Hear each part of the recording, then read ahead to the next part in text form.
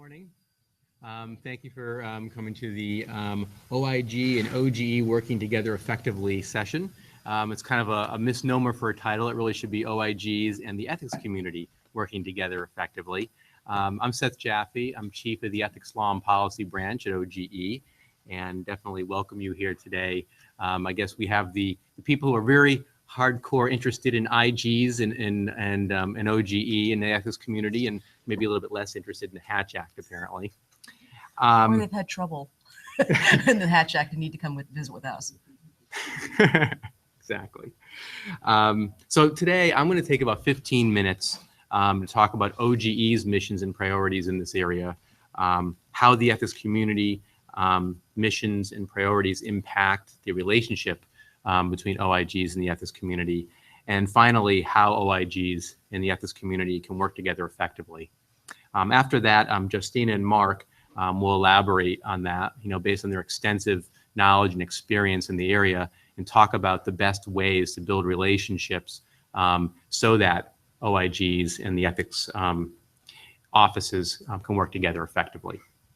And I think the main point, and one of the themes that you'll see running through today's presentation, is that you need to be able to build this relationship and build the trust between the ethics office, OGE, and IGs in order to have an effective relationship.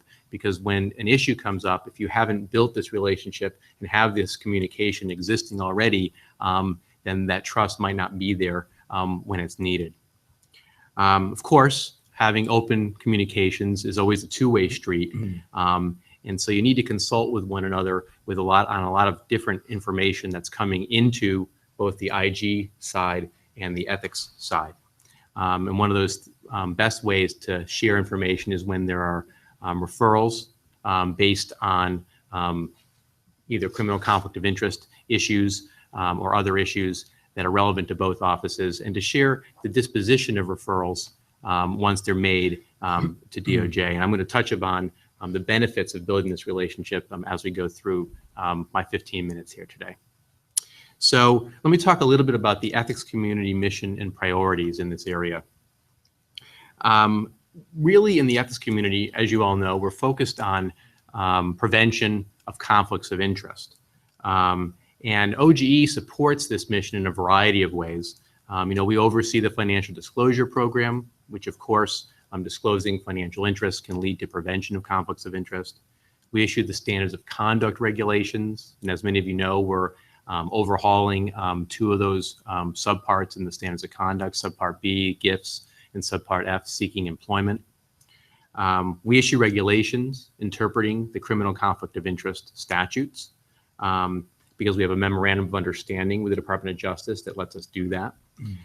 We advise and train agency ethics officials, and we issue written opinions and guidance.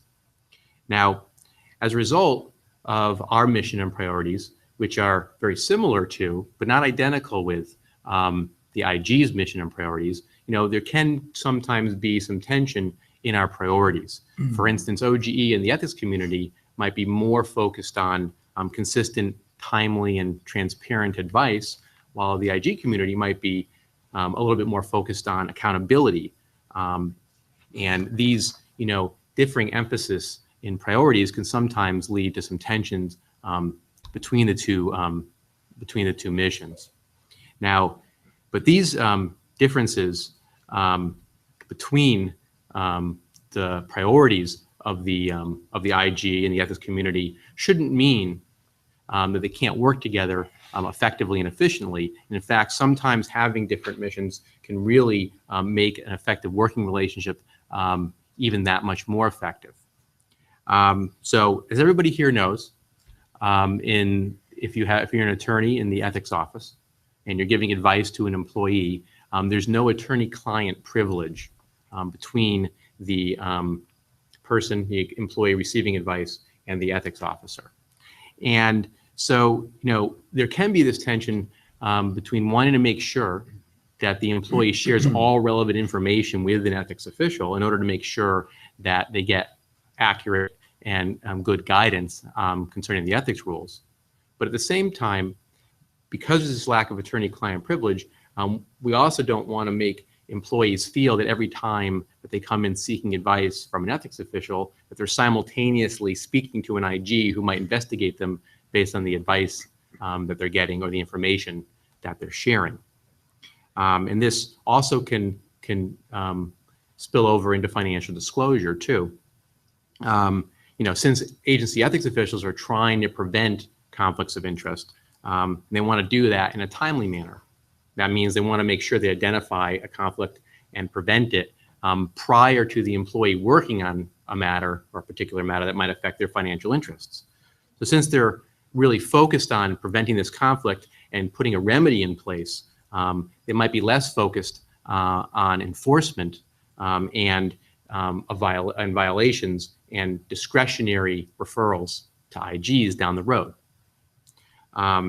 So in addition to wanting to move quickly, OGE gives advice to ethics officials that they should be recording the ethics advice that they're giving to employees, but the reality is that that's not always appropriate to be recording this ethics advice or possible.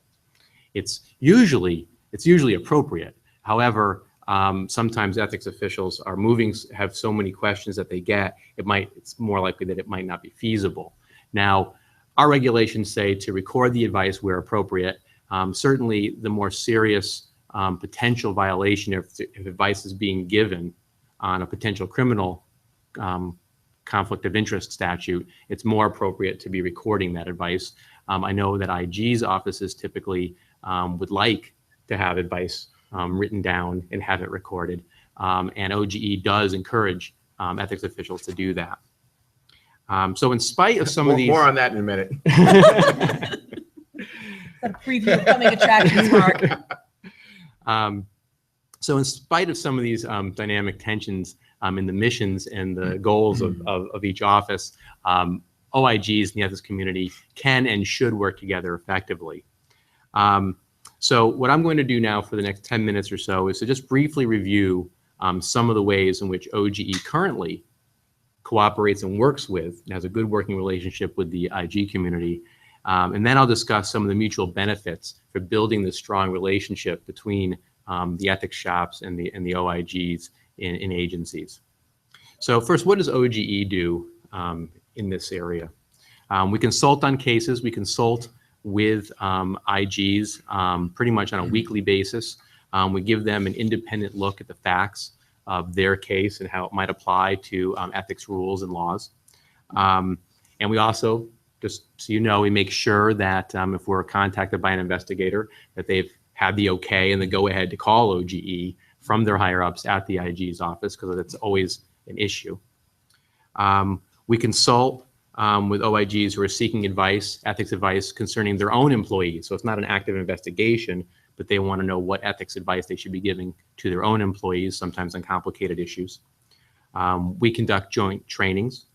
So for example, OGE attorneys are on the faculty of the IG Academy, and we've trained hundreds of investigators of how to better conduct criminal conflict of interest investigations and the applications of the ethics laws to facts in their cases. We've also presented this class at the Council of Councils to the IG, and we also have been invited to specific IG offices to talk about relationships between IGs and OGE, as well as to give the criminal conflict of interest course. At HHS, we did that. Department of Commerce, we're available to come to your IG's office if you want to hear more about that. In addition, we have an online training course that's a condensed version of the criminal conflict of interest course for investigators. And that's on our website. It's had thousands of hits. I know people who have seen that who really think it's useful. And what's nice about it is it's broken down by topic. So if you don't want to watch a 35-minute class, but you have a question on 207, or you want to know how the financial criminal conflict of interest laws apply to the facts of your case, and you might want to look at 208, there's like 2 and 3 minute bite segments on each criminal conflict of interest law. You said that's specifically for investigators? It's tailored for investigators? It's tailored for investigators. And it's really a a kind of a condensed version of the investigator class that we do for 2 hours at the IG Academy. So now let's talk about how OIGs and the ethics community can work together effectively. Now, you all have handouts on the chairs. So those of you who are sitting in the first 5 rows or so had handouts on your chairs. If you don't have one, there are probably some available. And the first handout is Growing Old Together. That would be you, Mark, not me. Starting already, Mark. Inspector General and Ethics Council, Changing Environments and Challenges.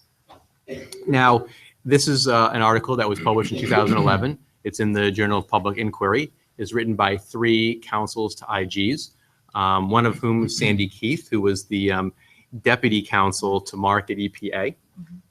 And again, a theme here in this article is to build this relationship between the offices, between the ethics office and the OIG at an agency. Now, how many people here, just a show of hands, how many people here work at an IG? Okay. Well, on the right side, the wedding, bride and the groom. They just recognize each other. So the people who are raising their hands, how many people who are raising their hands know the name or the contact information of an ethics official at your agency? Okay. Now, how many people here work at an ethics office at an agency? Okay. And how many of you know the name or contact information of an IG or an IG employee at your agency? Okay, well, that's good. I would say most people seem to have that information. If you don't, then one of the first things you might want to do after this presentation or after you go home today is to find out that information. Because if you don't know who's working in the other office across from you, then you're not going to be able to build that relationship. So obviously you want to have this two-way communication. And so if you build a relationship, one of the ways to do that can be to come up with procedures, internal procedures of how you're going to interact with one another when issues come up. Even if you know, well, Joe in the IG office, I can just pick up the phone and give him a call, that's helpful. But obviously, if there's some sort of procedures that have been put in place for the agencies of how to interact with each other when there's a potential investigation, when there's a potential referral, after the referral, the disposition of the referral, and having all that kind of put down in writing in some sort of agreement of how you're going to do this, obviously that would facilitate this relationship. In addition, there are statutory and regulatory requirements of the IG to notify OGE and to keep the ethics office informed of referrals to DOJ under 28 U.S.C. 535 if there's potential referrals under the criminal conflict of interest laws. Now, your second handout, and it's just attached to the back of this article, is the OGE website and then the form, the OGE Form 202. And that's the form that can be used to comply with the statutory and regulatory guidelines of notifying OGE and the ethics office at the agency when there's been a referral made to DOJ from the IG to DOJ, as well as the disposition of these referrals. Now, Hey, Seth. yes. Mark and I just had a quick colloquy here, and I don't think the IG's office sends the 202 form to the ethics officials. It only goes to OGE. Correct. Yes. So if you don't send it to because the statutory requirement isn't to send it to the ethics official. That should be an internal procedure or pursuant to a memorandum of understanding between the two offices, which I'm going to talk about in a minute, because it'd be a best practice to let the ethics office know at the agency when there's been a referral. But at the same time, it's not actually a statutory requirement. I'll talk to mine if you talk to yours. We'll talk. So in addition, if you have this relationship that's built up, if the IG needs documents from the ethics office, and there are a lot of documents in the ethics office that can assist in an investigation. If you have this relationship, then you might be able to call over or pursuant to your internal procedures, say, we are doing an investigation, we need access to a financial disclosure form, we need access to the advice files for this purpose. And it might make the interactions smoother if you've already worked that out kind of ahead of time. In addition, there's a 2003 report from the President's Council on Integrity and Efficiency, and it stated that the OIGs should make a special and continuing effort to keep the DAO informed about OIG activities, including the results of investigations and allegations of ethical misconduct where appropriate that relate to the ethics officials' responsibilities for the agency's ethics programs. So, one way to also build this relationship is to have joint trainings. Very often there are overlapping issues that both the IG and the ethics office have in common. And by training employees at the agency in a joint training, it can help build that relationship further. Now, I've mentioned this informal arrangement that you might have between the offices, but can also have something a little bit more formal and have a memorandum of understanding between the IG and the ethics office or the OGC at the agency. A few agencies have these. And so one question might be, well, what kind of information would you put in this memorandum of understanding?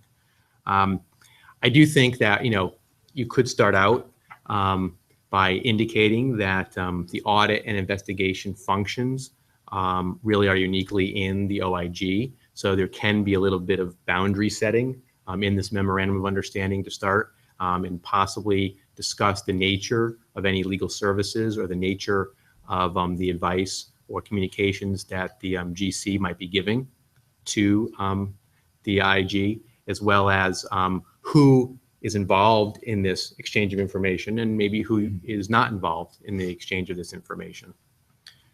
I think that the exchange of the information is probably the primary body of the memorandum of understanding, so you know ahead of time of how you'll be communicating with each other on what topics. So status of investigations, and it's saying that you'll be communicating with each other about the status of investigations, and again, to whom the communication will be made.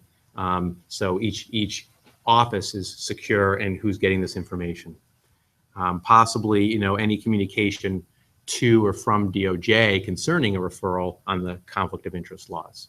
So if DOJ is consulting with the IG or the IG is communicating with DOJ, then sharing that information where appropriate with the ethics office, and where that might be appropriate might be indicated in this memorandum of understanding.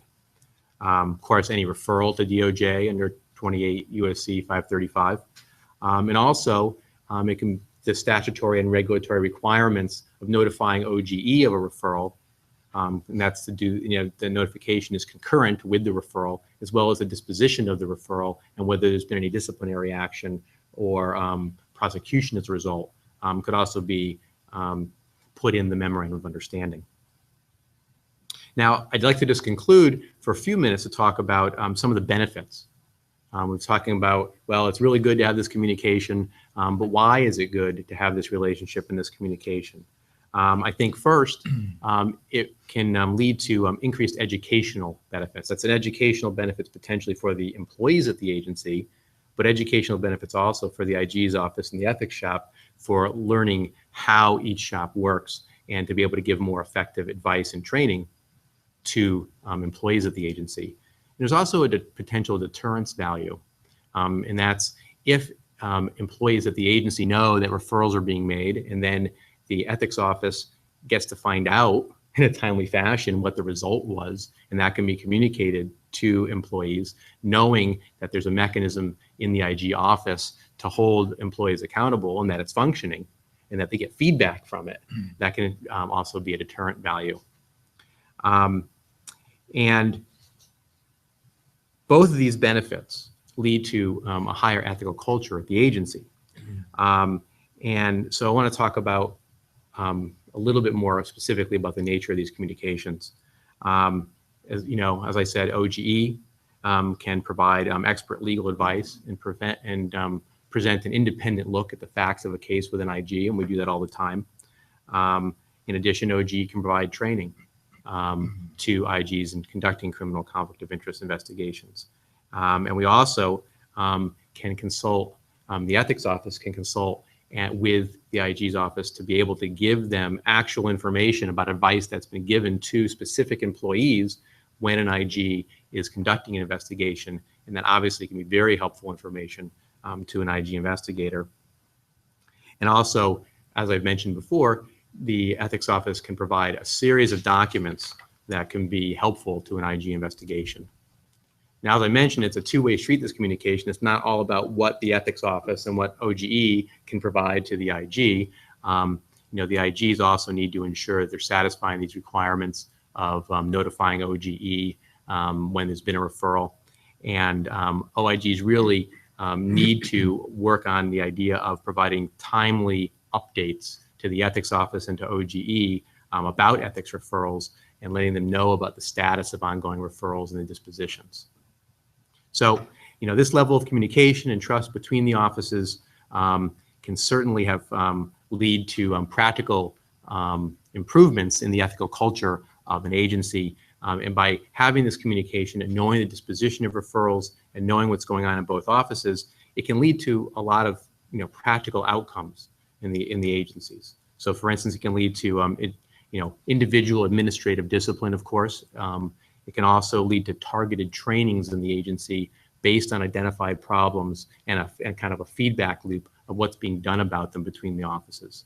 In addition, there could be an implementation of targeted agency-wide programs or policies based on these interactions.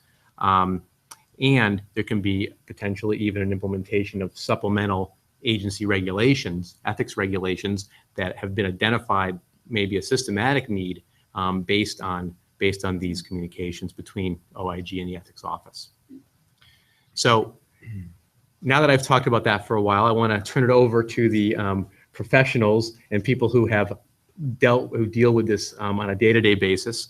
Mark Bialik and Justina Few. They're going to talk to you about the importance also on a practical level of having this this relationship between the IGs and the ethics office. And they can also talk about how they actually built that relationship at EPA. So first, I'd like to introduce both Mark and Justina. Mark Bialik was appointed Inspector General for the Board of Governors of the Federal Reserve Board and the Consumer Financial Protection Bureau, effective on July 25th, 2011. Mr. Bialik leads the Office of Inspector General staff in promoting economy, efficiency, and effectiveness, and preventing and detecting waste, fraud, and abuse within the boards and the CFPB's programs and operations. Mr. Bialik has more than 35 years of experience in the Inspector General community, including serving as a Deputy Inspector General at the US EPA. Mr. Bialik also served as Chairman of the Council of Counsels to the Inspectors General, an organization comprising over 250 Inspector General attorneys throughout the federal government. Justina Few is the Senior Counsel for Ethics at the U.S. Environmental Protection Agency. In this position since February 2006, she oversees EPA's ethics program and advises on all legal issues pertaining to government ethics, professional responsibility, and the Hatch Act. Employed at the EPA for almost 30 years, Justina joined EPA upon graduation from George Washington University Law School. She first started as a staff attorney enforcing the Clean Air Act and since has worked as an attorney in various positions in the Office of the Administrator, the Office of General Counsel, and the Office of Enforcement and Compliance Assurance. So I'll turn it over to Mark. Thanks, Seth. It's a great foundation. I think you'll probably hear a lot of the same themes from Justina and me as you just heard from Seth. Can everybody hear me, by the way, in the back? Okay. So yeah, as you've heard, I've been around a long time. Longer than me. By 5 years, not much. For the record. I started at the Commerce Department IG's office back in April of 1980. I was a summer law student intern there. And that was a mere 18 months after the passage of the Inspector General Act of 1978. Back then, in those early days, we had 12 IGs. Those were the 12 that were enumerated in the original 78 Act. And when we as lawyers or interns and law clerks and paralegals would get together for monthly meetings just to talk about how we were doing and setting up our offices and what common issues we were facing, we had maybe 7 or 8 people showing up. And as you heard Seth say, we now have over 250 IG lawyers in the community, 72 IGs throughout the federal government and legislative branch IGs as well. So you can imagine the growth of the IG community and the evolution of the way IGs have done business. I believe it's fair to say that all IGs have become much more engaged with all stakeholders, have seen the benefits of that. No longer are we, as maybe some of our earliest colleagues were, so focused on statistics and results as much as relationship building. And I'd like to believe that all of my colleagues also believe that the relationship between the IG's office and the DAO is one of the more significant engagement activities and relationships that the IGs have to build. And honestly, not maybe such a dirty little secret, but we need you in the ethics community, the ethics practitioners. We need you for the referrals, for the insight, for the knowledge you have of your agencies that we may not have. I've also served at the State Department IG's office, and as Seth mentioned, EPA, and now that I've been at the Fed for a few years, although they're all different agencies, hugely different agencies in terms of personality and approach and style and how they conduct their business. One thing for me that has been a constant theme is outreach and engagement, not just with the DAO, but with all of our stakeholders, as I said, up on the Hill and with the media and everybody. It's critically important. For me, that's easy. I'm an extrovert, born and raised in New York City, with maybe the best or the worst of extroverts, I don't know. But even for those introverts among us, try to force yourselves to get out and meet at least your OIG counterparts. It can only help. It cannot hurt. For all the reasons that you heard Seth mention. We've got to understand each other. We've got to talk about our common ground. And if we have differences, get those out on the table and talk about them and figure out the best way forward. We're coming at the issues from different perspectives, certainly, but we have the same purpose and the same goal in mind, I hope, which is to protect and preserve the good work of the agencies and the departments in which we serve, to avoid embarrassment. If our agency or department has a problem, ideally we could prevent problems and do prevent problems before they occur. But if we don't and a problem does crop up, we can work together to get those problems addressed and resolved and move forward so the agencies can get back to their business as quickly as possible. I guess I'll delve into this issue now about ethics advice in writing, because for me, this was kind of a big ticket item throughout my career in dealing with the DAOs and, that I've dealt with in the different agencies that I've served in. When I got to EPA, and this was, I must say, BJ, which stands for before Justina. It could stand for other things, but surely you don't mean those. One of Justina's predecessors did not memorialize any ethics advice. And I didn't know that because I hadn't taken the time. I was too busy trying to get up to speed on environmental law and things I never knew anything about because I've been an IG person my whole career, and getting to know the agency and the people. And I didn't make it a priority to meet with that ethics, the DAO for EPA at the time. And as we were investigating cases, I remember one in particular is a 207 case, and we had Justice Department Public Integrity Section all on board, ready to indict. And the question came up about, well, what is the ethics? What does the DAO say about training, about ethics advice that was given? And so we went and checked with that DAO, and that's when kind of our eyes opened and bells and sirens went off when we realized there was no ethics advice being memorialized at all. And Justice declined to pursue that case for that reason. Right? I mean, there's reasonable doubt. The defendant subject says, I went and talked to the ethics person and I got clearance to do what it is I did that you're now trying to prosecute me for. They're not going to even bother wasting their time bringing that case unless we could lock those issues up. So we engaged with the then general counsel, and got agreement to start memorializing ethics advice. And I get the point that you can't write everything down, but you can write a lot down. You have an easy enough database to enter dates, and people with whom you spoke, subject matter, and something, a phrase or something to jog your memory if an IG agent should show up on your doorstep as an ethics practitioner to ask you, did you talk to this person and what did you say? Because that could and often is critical for us to be able to successfully prosecute wrongdoers. Yes, ma'am. It sounds like you're saying it's not so much the advice you gave to the individual per se. I mean, obviously that'd be the best case, but you want some sort of record showing that you did in fact give them some sort of advice. The more the better. Substantively, the advice given is going to be key also. It's not just that you gave advice to Joe Smith on, March 9th. It is, do you remember this post-employment activity? Did they ask you if it was okay for them to come back to EPA representing this outside agency? And, how did that conversation go? If they have even a very general recollection of it, that's okay. Even if they would say, this is what I would have said, because it's the normal practice for an ethics advisor to say that, the more the better. But it's both, I would say. And I'll say that I actually write a lot of stuff down and I send email messages. Our agency is very happy to receive and send email messages. I've learned that some agencies are less reliant on email, but I do it a lot.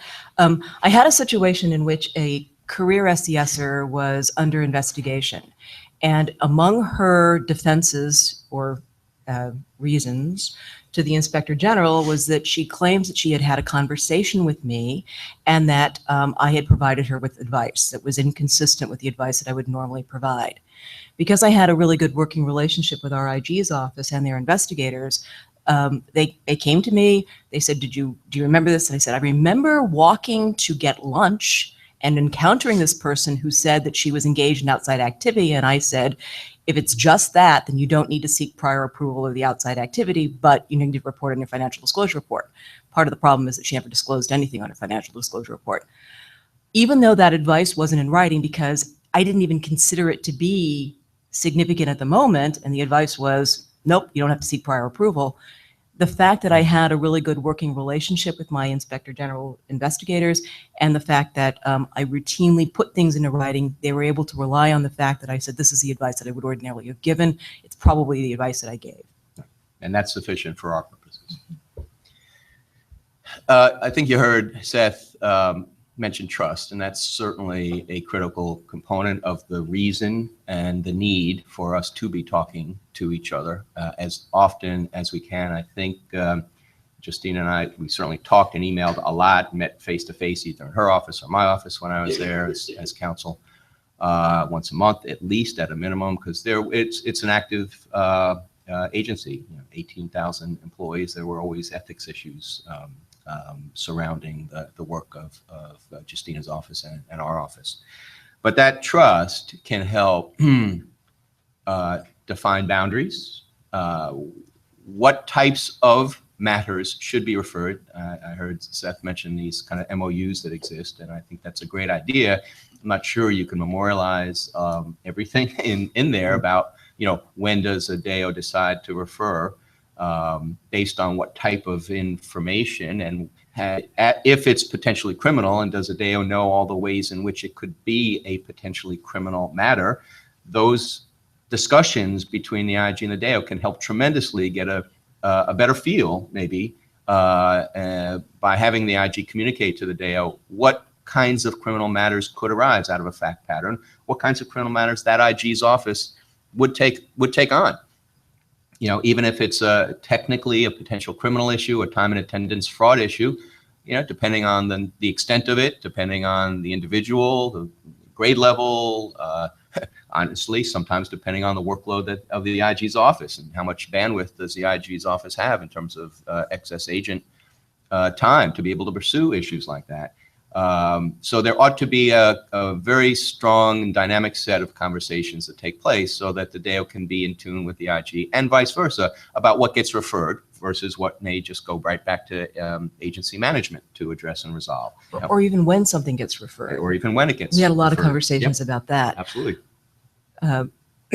It's really clear to me that the ethics practitioner understands the ethics rules and understands the ethics laws and is the DEO or the ADEO, so that the ethics program is run by the ethics office and not by the inspector general. That said, it was also very clear to me that I am not a cop. I am not interested in doing investigations. I have enough to do trying to advise the now 15,000, you must have gotten rid of 3,000 of our employees. There are now 15,000 employees at EPA. So I think about my work as projective. I'm trying to help people learn what the rules are so that they themselves don't fall into the great ethical abyss. If I found out, either through some consultation or otherwise, that there was a possible criminal matter, then I would do enough to verify in my own mind that there might be an issue. And then I would consult with the Inspector General Counsel, the Council of the Inspector General. And that's where we started to forge our relationship, I think, Mark. Did you have more you wanted to chat about, or do you want me to launch in, or what would you like me to do? See how cooperative I am. Mention one more thing or two real quick.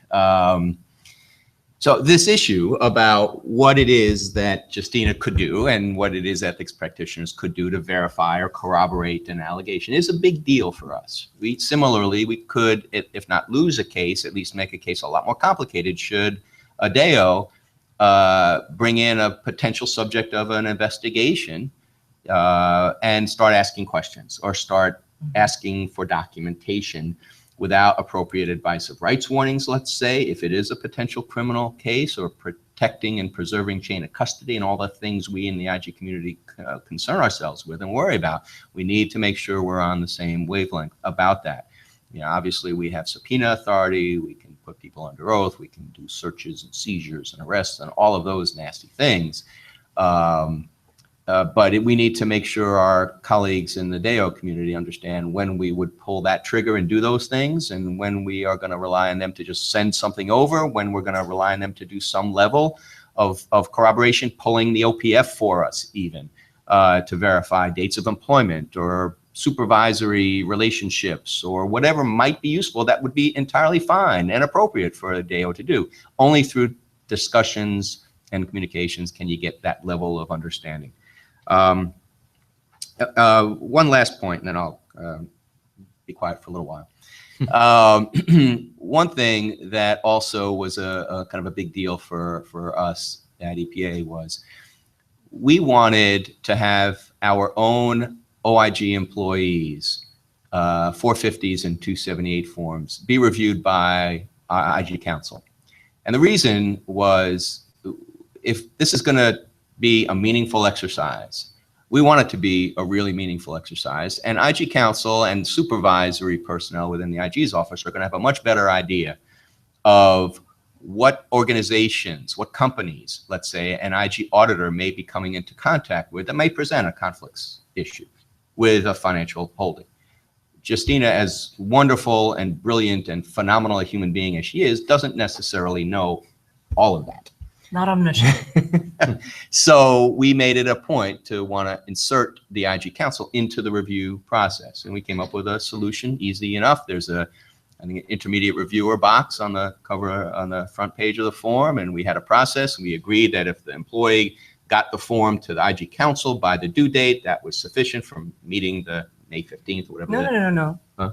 No? I must correct your recollection. Okay, please do. It was that the 450s could be done by you all. Okay. And I didn't care about the deadline, the That's February true. 15th. Right. But the 278s had to be received by me by May 15th. By 50. That's right. But we still did an intermediate review Correct. of the 278. Totally fine with That's me. fine. That's But I had the deadline. that's a level of detail I totally forgot, but she is absolutely right.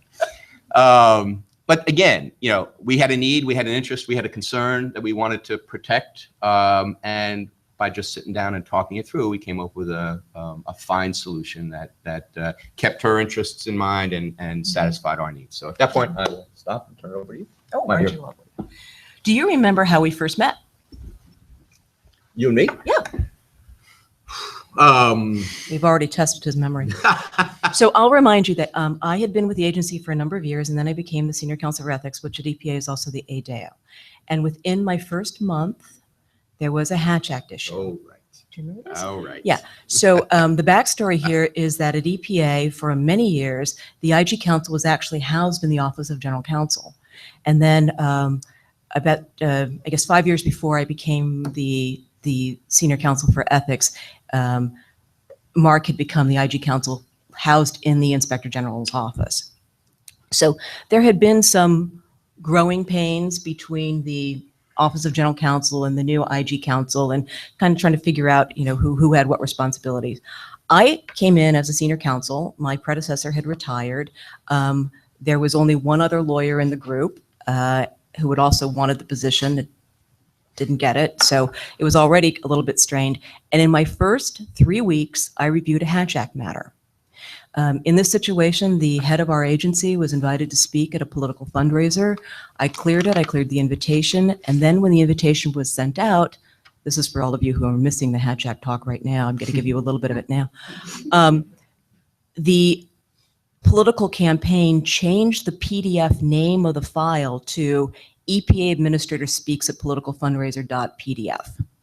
So just to remind you, you can never use your official title or position in connection with any kind of political fundraising.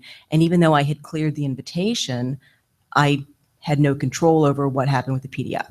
Well, as it happens, the matter was referred to the Inspector General. The matter was referred to the Office of the OSC, the Office of Special Counsel, and I was alone, right? I had no one to talk to about this. So I called Mark. And that's when we first started our conversation. I said, you know, apparently I have to refer myself, but I didn't do anything wrong. Do you remember what happened? Is that we had lots of conversations. You had to talk to OSC. We issued a subpoena actually to find out who attended the presentation. 14 and people. What kind of food they served. And so we had to launch an investigation into it, setting aside the issue of Justina's unwitting faux pas. Whatever. It wasn't even faux pas. So, I mean, imagine how embarrassing that must be, because I knew I couldn't hide it, right? I mean, you wouldn't say, I'm not going to tell the Inspector General. So I called Mark, and that started our conversation. Right. The investigation went on for another 2.5 years. We were absolutely vindicated. And as it happens, I think only 14 people did attend the fundraiser, and they ended up paying more for my administrator to attend, because they have to pay for all of his costs, than they did in any amount of money they may have received, and the guy ended up not winning anyway. That's just my little karma comment at the end there. But that started our conversations and our relationship. I remember Justina being very upset when she called. I've been in the job 3 weeks. And I remember trying to explain how this is not a big deal, that we can address this issue. We just need to go through some steps to get to the end of this process. Right. And among the things you said, which was kind of useful, is that an ethics official referring a matter to the Inspector General is not a sign of weakness, and it's not a sign of failure. In fact, I actually refer between 5 and 8 matters to our Inspector General annually. And I do it because, number one, I have to. And when I counsel employees, I remind them that there is no attorney-client privilege that attaches between them and me, but I also don't blab unnecessarily. If they, however, reveal information that is clear to me that a criminal matter has occurred, then they need to know that I can't fix that. I have no intention of fixing that. I will prevent it from happening in the future.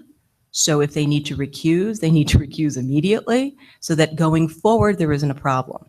But I will refer the matter, and I refer it with a gloss. I may write to the Inspector General, or actually refer things to the IG Council with a copy to the IG hotline, because that's how the current IG Council wants it to be done.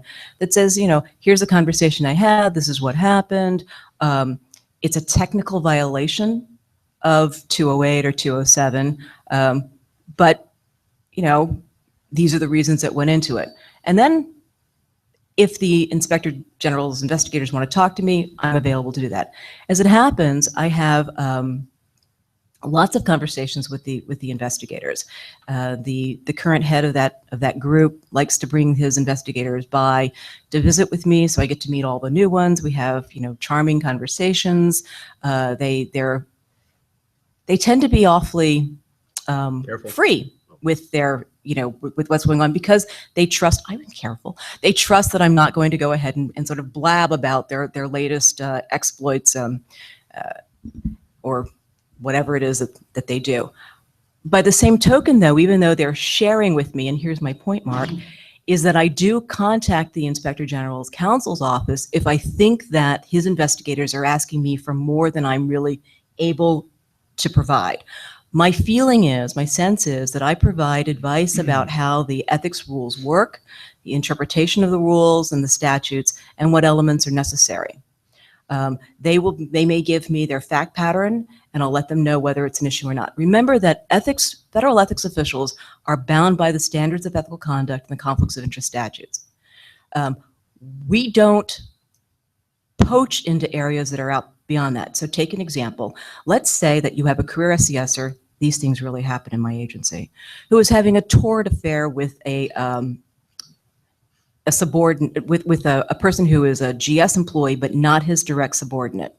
As it happens, the career SCSer is married to another one of my career SCSers. So the investigators will come by to see me, and they have that little look in their eye. They've got this very exciting story to tell me. And I get all of my police information by watching cop shows.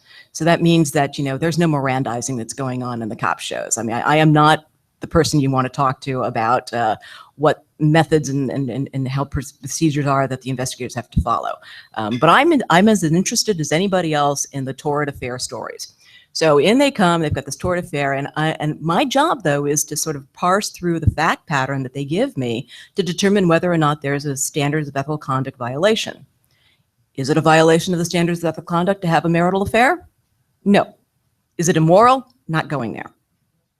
The fact that the SCSer is married to another SCSer, that's permissible, right? What we look for would be possibly a misuse of position. Is the career SCSer in a position to direct the work of the alleged consort?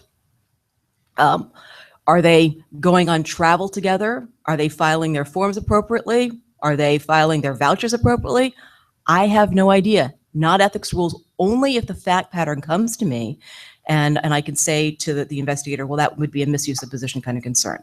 So one of the fun things about my job is that the investigators come to me and I'm only interested in sifting it to find out whether there's an ethics issue, telling them what it is, and sending them back on their way.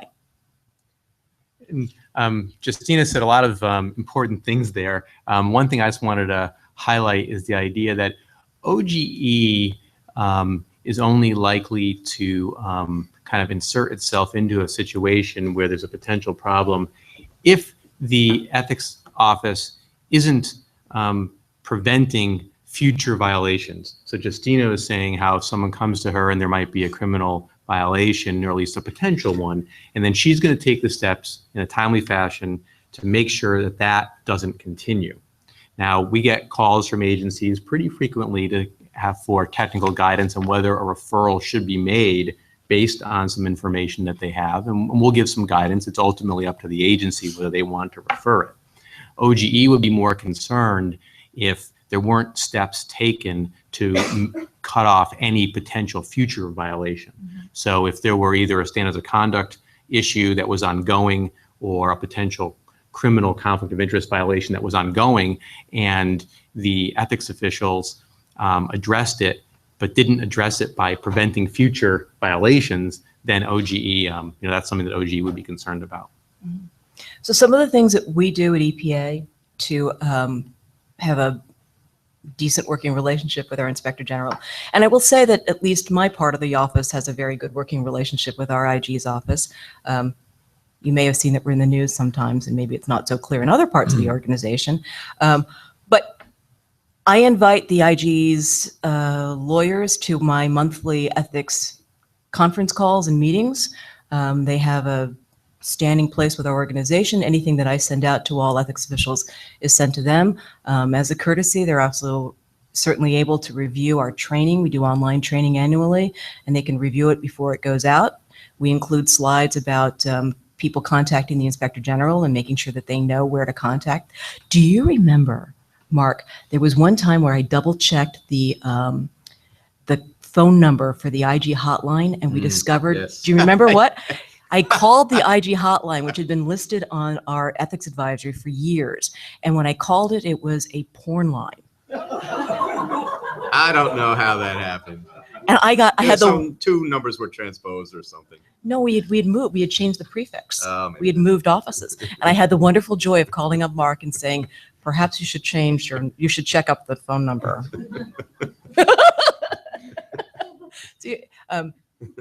So we interact with them regularly. I have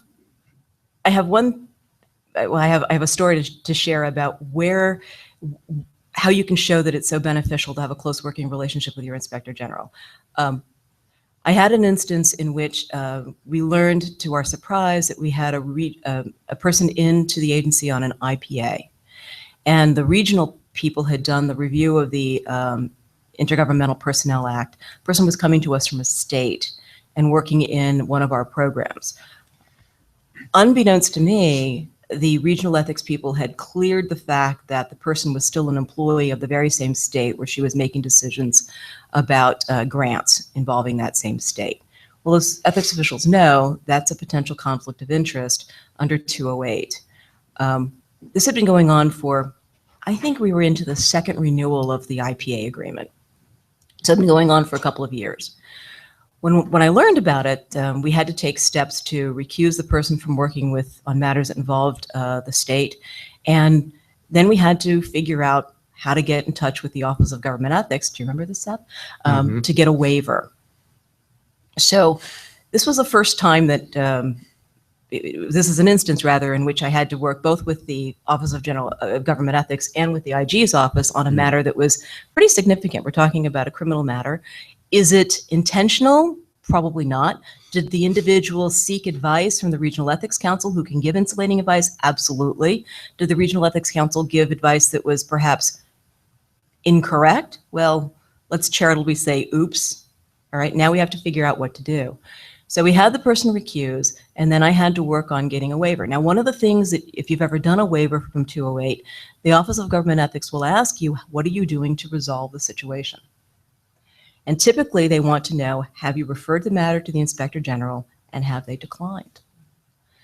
So here's the thing. Sometimes it happens when you're working with the IG's office that it goes into the deep, dark box of you can neither confirm nor deny what's going on. And I understand that, but I would like to have something because we need to resolve the situation. So days turn into weeks, turn into months. And finally, I got the news that the matter had been declined by whomever, the Department of Justice or within the Office of Inspector General. And I was able then to finalize the waiver. Since that time, though, we've had several other waivers that have had to go through the Office of Government Ethics on similar kinds of issues. And the wait time between my office and the IG's office is now, it's been as short as 3 days. So the fact that we followed procedures and had a good working relationship, I never tried to make OGE get that waiver out before the IG's office. I mean, I waited it out. And the only good news here is that going forward, it's a lot easier. And I'd like to say something about the waiver process. Of course, waivers can't be issued retroactively. So if there's been a violation of a criminal law, the waiver doesn't absolve past behavior. And typically OGE, although we don't issue the waiver is issued by the agency, OGE will either object or fail to object to the issuance of a waiver. So what Justine is referring to is trying to get OGE to fail to object to an issuance of a waiver, basically. Because the waivers are public. Right. They under a FOIA request, they can be made public. And so I wanted to be able to demonstrate clearly that we had consulted with the Office of Government Ethics and they had failed to object. Right. And basically, we typically would object to a waiver if it were for if it included past behavior that hadn't been remedied, hadn't been referred, and hadn't been declined for a prosecution. Usually, 9 times out of 10, there's been no violation in the past, so the waiver is just looking forward and the IG is not involved. So it's trickier when there has been a problem that has to be referred, but I think ethics officials should be upfront about that. Never hide information, be really clear with the IG's office about what you have. If you want to provide your own personal gloss, your editorial gloss onto it, I think you should go ahead and do it. You know, in your opinion, it is a technical violation, not a big deal. I did have occasion, I don't think you were, I think it was Tony who was the IG counsel at EPA at the time. Tony Olson is now Mark's deputy IG at the Fed. But early on in the Obama administration, we encountered a situation with a technical violation of the Obama pledge by a senior leader at our agency. Well, I had him sign the pledge. I explained to him what the pledge meant, and it says that you're subject to enforcement, but really, how does that work? So I called the IG's office. Has Tony ever talked to you? He's talked to you about that, yeah. And then they had to figure out, I mean, I had called the White House and, you know, how do you enforce, you write the pledge, but now what do you do?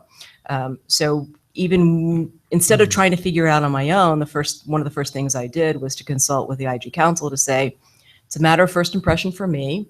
Anything you want to try to figure out with me at the same time, that would be lovely. I'll put it all together and let you know what we have. The investigator actually pulled thousands of documents from the particular person and came to me with, I would say it was almost half a foot of documents, and said, we don't even know how to review these. We don't know what we're looking for. We're not experienced in the pledge. And so I actually put together basically what amounts to a Vaughan index for them and said, I'm not telling you what the findings are, but I'm going to categorize them into not a problem, maybe a problem. You should look into this further. Mm-hmm. Yeah. So this is a great example of how important it is for an IG to know if a DAO, any ethics practitioner believes it's just a technical violation. I need to know that. I need to know that that's what that ethics practitioner is going to say if it goes into a criminal investigation mode, or even if it is something we're going to wind up referring for disciplinary action. Our lawyers may have a different opinion. Our lawyers may contact all the other IG lawyers in the IG community. We may come up with other examples where this has been handled as a substantive violation, not a technical violation. And we need to have those conversations. And if we can't convince Justina that it is more than a technical violation, or she doesn't, kind of come over to our side, we just need to understand that so we can decide moving forward how we're going to characterize their position and what our position is if it's different. But in I think every case I'm familiar with, we wound up either convincing each other of the other's position or found a compromise solution some way. We never had a situation where we were at kind of polar opposite ends of the interpretation of the regs kind of situation. And it only came from talking these issues through. So, Do you want questions? Yeah, can I get you back to the scheming affair? The torrid torrid, affair. big Torrid difference. affair, yes. I'm an IG counsel, and the idea that IG investigators would come directly to OGC ethics official or a DAO, I'm not sure I'd be entirely comfortable with that. At what point are they? why not? I think you have to You have to repeat the question. Oh, sorry. Why not?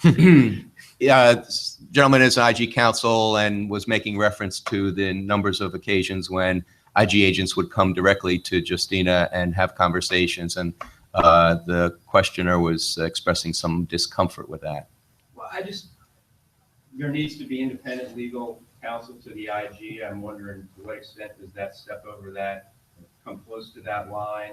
Would they be consulting with IG counsel first, who would then be interacting with you, or explain that? If my investigators went directly to OGC at my agency, I think we probably have to have a conversation about that. I would hope that the IG agents would first and foremost brief their supervisory chain of command on the issue before they do anything. And then the next step should be IG counsel. And then if it's full to go talk to the ethics folks as a witness in the case. Different kind of witness, but still a witness to the case. Not that the, Justina's opinion is going to control the outcome, but we need to know what it is. But I don't view that as an independence issue as much as making sure we have the whole picture available to us. And that's what you described. I don't have any issue. Yeah, I don't think. More as an initial matter going directly Yeah. to the agency. So the question is, at what point did the IG's investigators come to me? I have no idea. I don't know whether they first talked to their own inspector general, investigators, or counsel. I assume that they did. My assumption when they come to visit me is that they're looking for corroborating information from me from a technical standpoint. They're coming to me as a subject matter expert on ethics rules to verify or to confirm or to point out to them something that they have already missed or not noticed. All right. So I'm sorry if I gave the impression that they come to me first, because I honestly would have no idea, because I don't know what they're doing under the cloak of darkness over there in the IG's office. All I know is that there's it's always very formal with them too. They call first or they email to say, may I set up a meeting?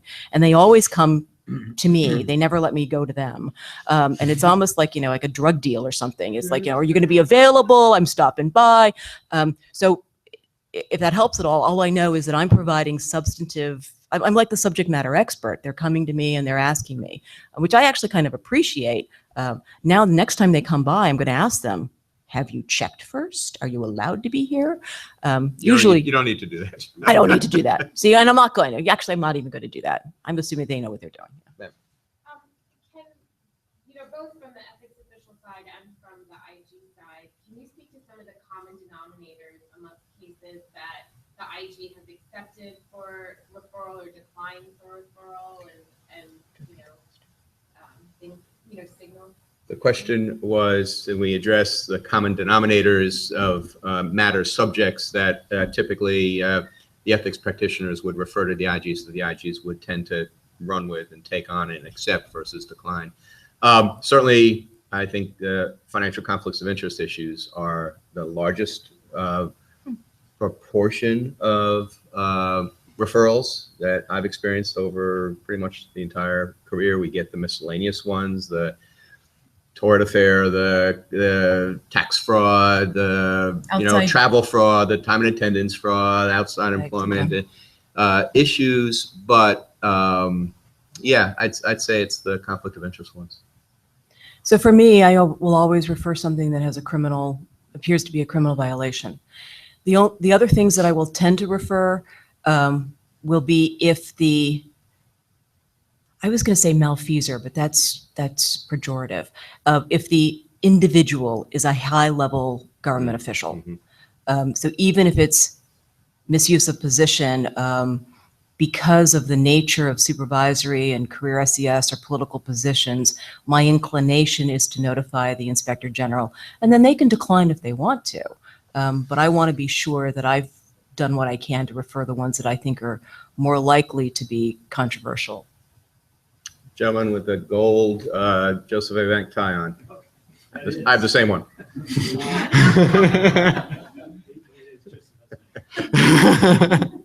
You had stated that you want to stop when problems happen. So there's 208 violation, you want to stop the violation. So the ethics office tells them stop doing this. My question is, there's a normal, and you're now going to refer it. Do you tell them you're going to refer it? Oh, so the question is, what do I do if I've advised somebody that he needs to stop the activity, and what we do to rectify that going forward? And the question is, do I tell the individual that I will now be referring it? And the answer to that is actually no, because I do it differently. What I do is to say at the outset, the person would be telling me the story, and you can kind of feel when it inches into a criminal matter. And I tell them right there and then, you need to know that there's no attorney-client privilege that attaches, and my obligation as an employee is to report fraud, waste, and abuse to the appropriate authorities, fraud, waste, abuse, and corruption to the appropriate authorities. And so you're going to want to be really careful here. My understanding of my relationship with the Inspector General is that I do not want to tell the individual that he will be the subject of an investigation. So I usually cloud it by saying, we'll have to take steps to make sure that the appropriate authorities are notified. For example, you'll have to do a recusal statement. We'll have to make sure everybody knows. And I can't remember an instance in which I've actually told an individual that I was referring it and they should go and, hire a lawyer. I just don't think I would do that. And I wouldn't want her to do that because we may want to do some investigative activity without that person suspecting that the matter has come to us. Yeah. We may want to, wire up someone. We may want to start interviewing folks without them necessarily being aware of it yet. So I would hope in I that could get a wire. circumstance. Most do that technique, but I have known people that done the other. And when I was in the Air Force, it ruined the prosecution yeah. because they told them basically OSI couldn't. Oh, so he's sharing an instance in which an investigation was ruined because the ethics official told the individual that he or she was the subject of an investigation. Yeah, I will say that EPA is a leaking sieve, but I try not to be a contributor to that. And I would try to avoid it up front. So it's interesting. Not too long ago, I got a call from a senior official at the CFPB, Consumer Financial Protection Bureau, that we also oversee, asking me if, in a certain circumstance where they had already made a referral, but pretty soon after they made the referral is when I got this call, can they tell the individual that they have made that referral? And that led to a broader discussion. Are there certain types of referrals or certain types of matters that they can automatically, just as a courtesy, so they don't feel like management, the staff doesn't feel like management, or mid-management doesn't feel like senior management is, ratting out on them and making their life difficult, and can't they do something before making a referral in the interest of trying to be, have less morale issues maybe. And so I was a fair question, and I asked my AIGI to give that some thought. And where we wound up was case by case. We can't describe all of those situations where it's okay to automatically tell the person that you've made or are about to make a referral. If you have a desire to consider that, call us and ask us if it's okay to let the employee know of this referral at this time or not. Let us have that conversation. I will say that in instances where the individual hasn't come to me, but the supervisors have, I may let the supervisor know that I will be referring, but I tell them that they cannot tell the individual. Just one extra fact, it wasn't actually an attorney or an ethics official who told them. Oh, But under the military law, you have to give them what's called Article 31 rights, which is the equivalent of Miranda rights. And that's where the supervisor basically let on what they're going to do. The person went and started destroying records. Got it. We got Yep. some other stuff. so for those of you who are streaming this, what he's saying is that it wasn't, my summation of the facts was slightly incorrect. It wasn't an ethics official or a lawyer who tipped off the malfeasor. It was somebody else altogether. Correct. One of those people with a law degree that thought they A jailhouse lawyer tipped Yeah. off. I got it. Other questions, sir? You use the term technical violation, substantive violation, and I as an ethics, I know what I mean when I say that. But is that in fact a term of art in the IG world? Is there some reg that says this is a technical, this is substantive? To me, what that means is, what's the intent? Can you prove the person had that Knowing. bad intent, intentional knowing violation, or oops, I think was the. That's my technical term. Oops. That's Yeah. what I That makes a difference. Makes a big difference. But that's how I characterize. the Right. So distinction. it's this wonderfully powerful adverb of knowingly. And a lot of times in the ethics rules, we presume that you know. So if you filled out a financial disclosure report, and because you own the asset, that's a knowing violation, right? I had a situation with an employee who had been a 450 filer and was the agency's lead toxicologist in a particular oil spill. And when he became a 278 filer, his report is reviewed by us in EPA ethics in the General Counsel's office. And we saw to our surprise that he owned more than $500,000 worth of stock in the very same gas company that he was investigating. When confronted with that immediately by my group, he said he would never allow his scientific integrity to be influenced by what his wife owns. Do I believe him? Sure, right? He married well, but he's reporting on his financial disclosure report. That's an immediate referral. What we did was tell him to sell, obviously. And we don't say, and by the way, we're referring you and your wife. We just, we said, you have to sell, we have to cure this. And then we referred. The department declined prosecution. Not you. Other questions? Ma'am? You discussed scenarios where an employee has sought advice. What about the situations where information comes to light and you discover an employee has engaged in misconduct and they didn't seek ethics advice? What do we advise you to convince you to take that case? You make the referral. Come talk to us. So the question was, what do you do if an employee, the employee doesn't come to speak to you, but rather you learn through other sources, secondary sources, that some sort of misconduct has occurred, and what sort of information would the ethics official or other people need to do to present to the Inspector General? And Mark's answer was, give him the facts. I mean, that won't, I mean, that may be an additional element of a case, but it's going to be the underlying misconduct that we're going to want to take and make sure is addressed. And so if somebody in my group had found out something, they would talk to me about it. We would try to figure out if there was in fact a criminal matter or what was going on, generally speaking, because we actually have access to a lot of information. And then if I felt, so another thing to do would be to elevate it within your own organization to find out whether it is something that's referable or not. And then the DAO would make the decision to refer. Right. And in the ethics office, probably one of the first things Justina or person in the ethics office is going to do is to figure out whether what's alleged is actually a violation of anything. I think, and then at that point, you're probably not going to become the investigator, but if you find out what's alleged actually would be a violation of a criminal conflict of interest statute, that's probably when you're really now thinking, well, maybe a referral is appropriate. Right. People often have very weird reasons for telling you stuff. They're not always truthful. Sir. Mark, how successful have you all been in terms of getting DOJ to prosecute ethics issues?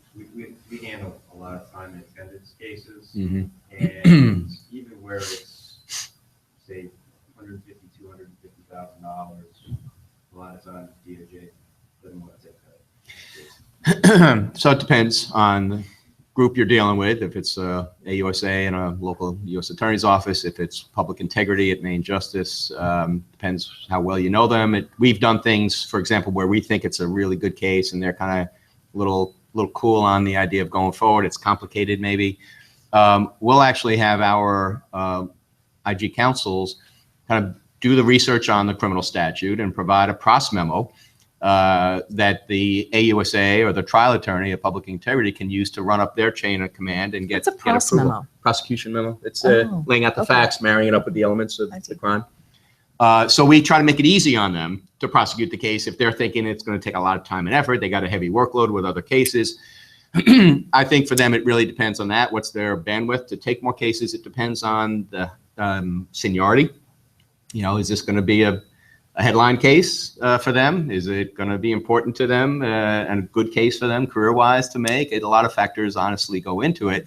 We try to do what we can to make it as easy as possible if we think it's a good case. I have also, on occasion, you don't want to do this too often, kind of gone up the chain of command. So I have called the chief of public integrity or the deputy attorney general's office, or on occasion I happen to have had a very good relationship with former Attorney General Eric Holder. I've known him for a long time, and I've on occasion called him to say, hey, can you get your folks to reconsider, or other people in the chain of command, if you think it's worth kind of calling in those. Yes. So the question Mark was answering was, what are the conditions that would cause you to actually, under what circumstances do you think that the department actually accepts a case of prosecution? And it depends. And it's not unlike what we've been talking about here. Spend the time as IG folk going over and meeting with the chief of criminal division at the DC U.S. Attorney's Office or the Eastern District of Virginia, if that's where most of your cases are. Spend the time to engage and get to know the public integrity folks or the fraud folks at Maine Justice, and that can often help in terms of your credibility. If you say, hey, this is one you really need to reconsider, and we'll work with you, and we'll do whatever we need to do to make it happen, and I'll have maybe a senior person at the agency even make a call to let the Justice Department folks know this is important to the agency to address. I mean, whatever you can think of to make it easy. It looks like we are kind of running out of time here, folks. I guess Justina and I will remain here for a few more minutes at least Okay. to answer any questions you have. If you want to come up and chat with us, feel free. Thanks for Thanks, coming. Mark. Thanks, Thank you Beth. very much.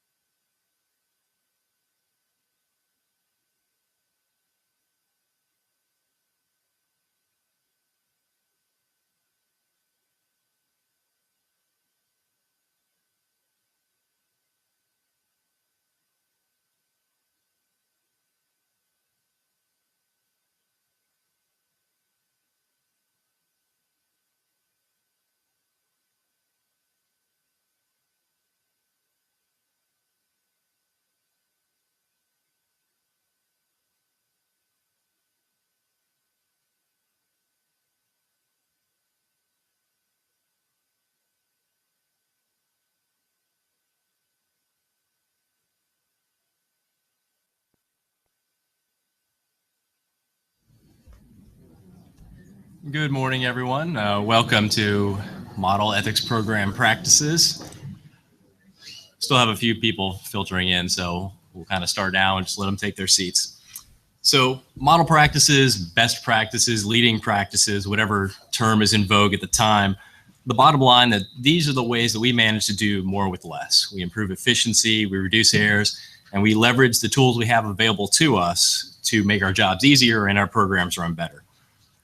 OIGS program review function is uniquely situated to capture some of these model practices. We spend hundreds of hours every year poring over ethics program materials, speaking to ethics officials, and we've seen and reported on some novel solutions on day-to-day ethics program challenges. Time is probably the single biggest challenge to implementing any model practice. Finding the time to sit down and brainstorm where an improvement can be made, and then of course finding the time to actually implement the necessary changes. So to that end, Robert, Jay, Alicia, and I have collected some of our favorite model practices to share with you today to maybe help to jumpstart the brainstorming process. Because these are rarely one size fits all, we've combined some of the best ideas we've seen in particular program areas. These are practices we've seen agencies have success with, and we hope we can share something today that might help your ethics programs. And if you have a process or a practice at your agency that makes your job easier, feel free to share it with us, with your desk officer. We continually have opportunities during program reviews to share practices that we've seen at other agencies. And more importantly, events like this, the summit, are a great time to collaborate with your peers on some of the common ethics program challenges. So with that, I'm going to lead off with two ideas in the financial disclosure area, which is one area which, if program review experience tells us anything, has its own particular set of challenges. Initial reviewers, typically your filer supervisors, are probably the most critically underused asset in an ethics program's toolkit.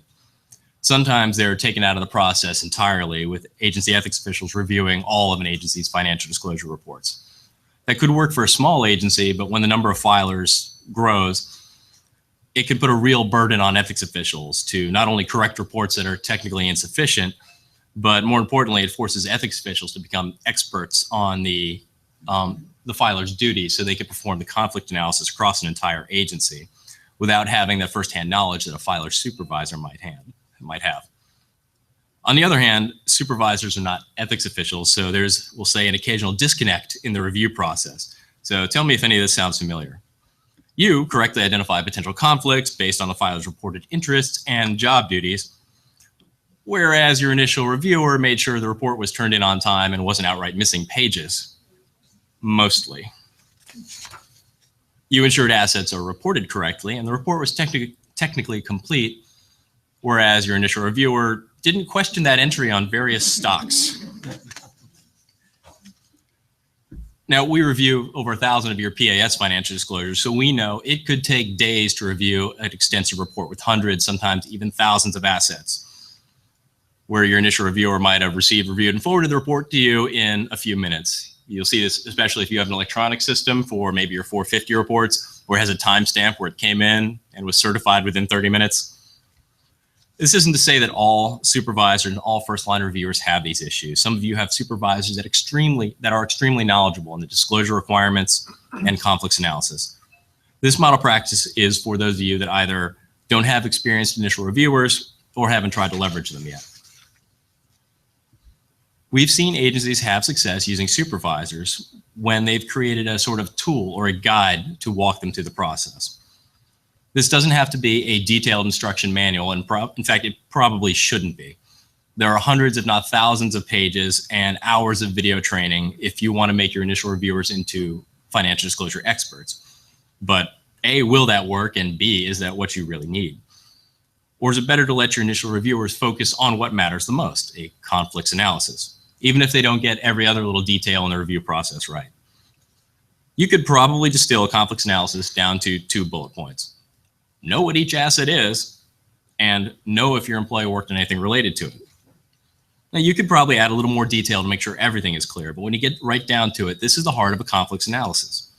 If you can get your initial reviewers to flag any trouble spots and give you a call, you've just doubled the effectiveness of your financial disclosure review process. You could even expand that with a quick checklist. Maybe not something so significant that they have to complete it for every review and attach it to the report when they forward it to you, but at least something to give your initial reviewers something that they know they've checked what you need them to check. And it saves you from calling or emailing a few dozen filers. Then that's more time you can spend on ethics issues rather than administrative follow-up. So between those 2 bullet points and this checklist, we've already got a very basic guide. And even this gets a set of eyes on a report looking for the things that matter most, a potential conflict of interest.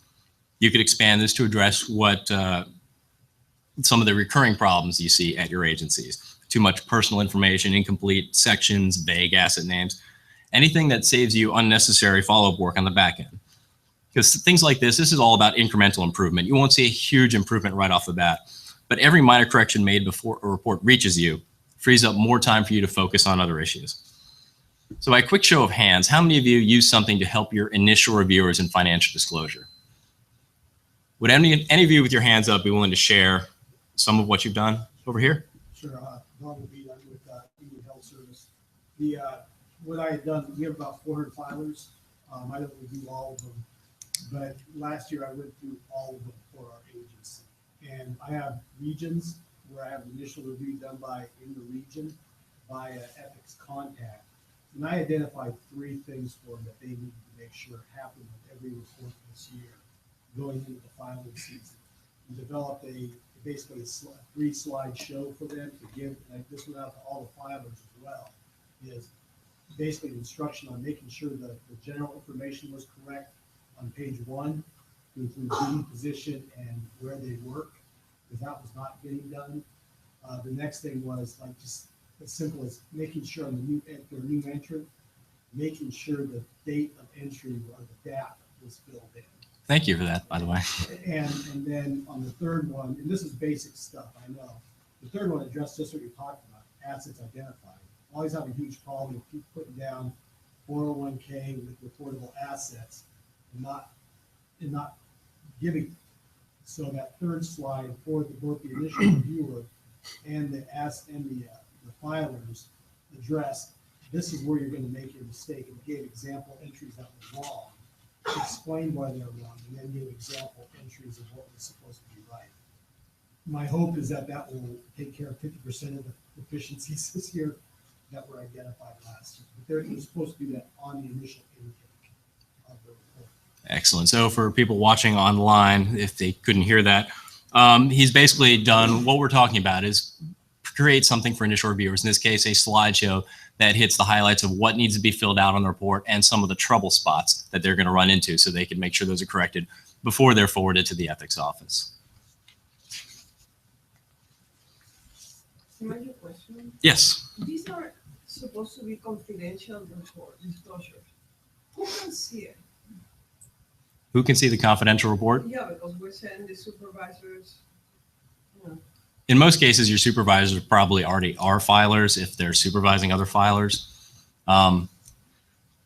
Let me get back to you on that, though. There's limitations. They're on the front of the form that explain who can see it. And the question was, who can see a confidential report? It would be sort of odd if you had a supervisor that wasn't a filer reviewing a financial disclosure for a filer. So the next area that agencies consistently struggle with is the timely filing of new entrant financial disclosure reports. As you know, there's a 30-day deadline from joining the agency to filing the report. During program reviews, we often see where new entrant filers are identified several months late. The most common one that we see when we find late reports is all the late reports were filed in February, usually right after the notice went out to the supervisors that they need to collect the annual reports. They realize that they've had a filer in the office for 6 months that never filed a new entrant report.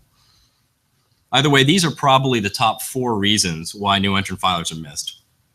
And sometimes ethics offices rely on HR to notify them, which occasionally doesn't happen as it should. Sometimes it's the supervisor's responsibility to obtain a new entrant report or otherwise just notify the ethics office that there's a filer. Some agencies manually code filing positions into their personnel system, but if they're not properly coded, then the ethics office doesn't get the notification. And probably the biggest trouble spot is promoting existing employees into filing positions. I see people nodding heads out there too, because that sort of circumvents the traditional notification process that the ethics office would receive. So because this is such a critical area, we have a few possible solutions you might be able to implement at your agencies. For smaller agencies, first of all, try to identify your filing positions. I know most agencies identify filers. This person is a filer, that person is a filer, and it sort of slips away from this position is the filing position. But if you know what positions should be filing, you could take an HR onboarding report and identify your new entrant filers. If you don't receive an onboarding report, we recommend you try to get one at the office. If for some reason you can't, or it doesn't have the information you need, try to get the ethics office on an onboarding checklist of some sort. If someone arrives, they contact your office and you can work with them and their supervisor to determine if they're a filer.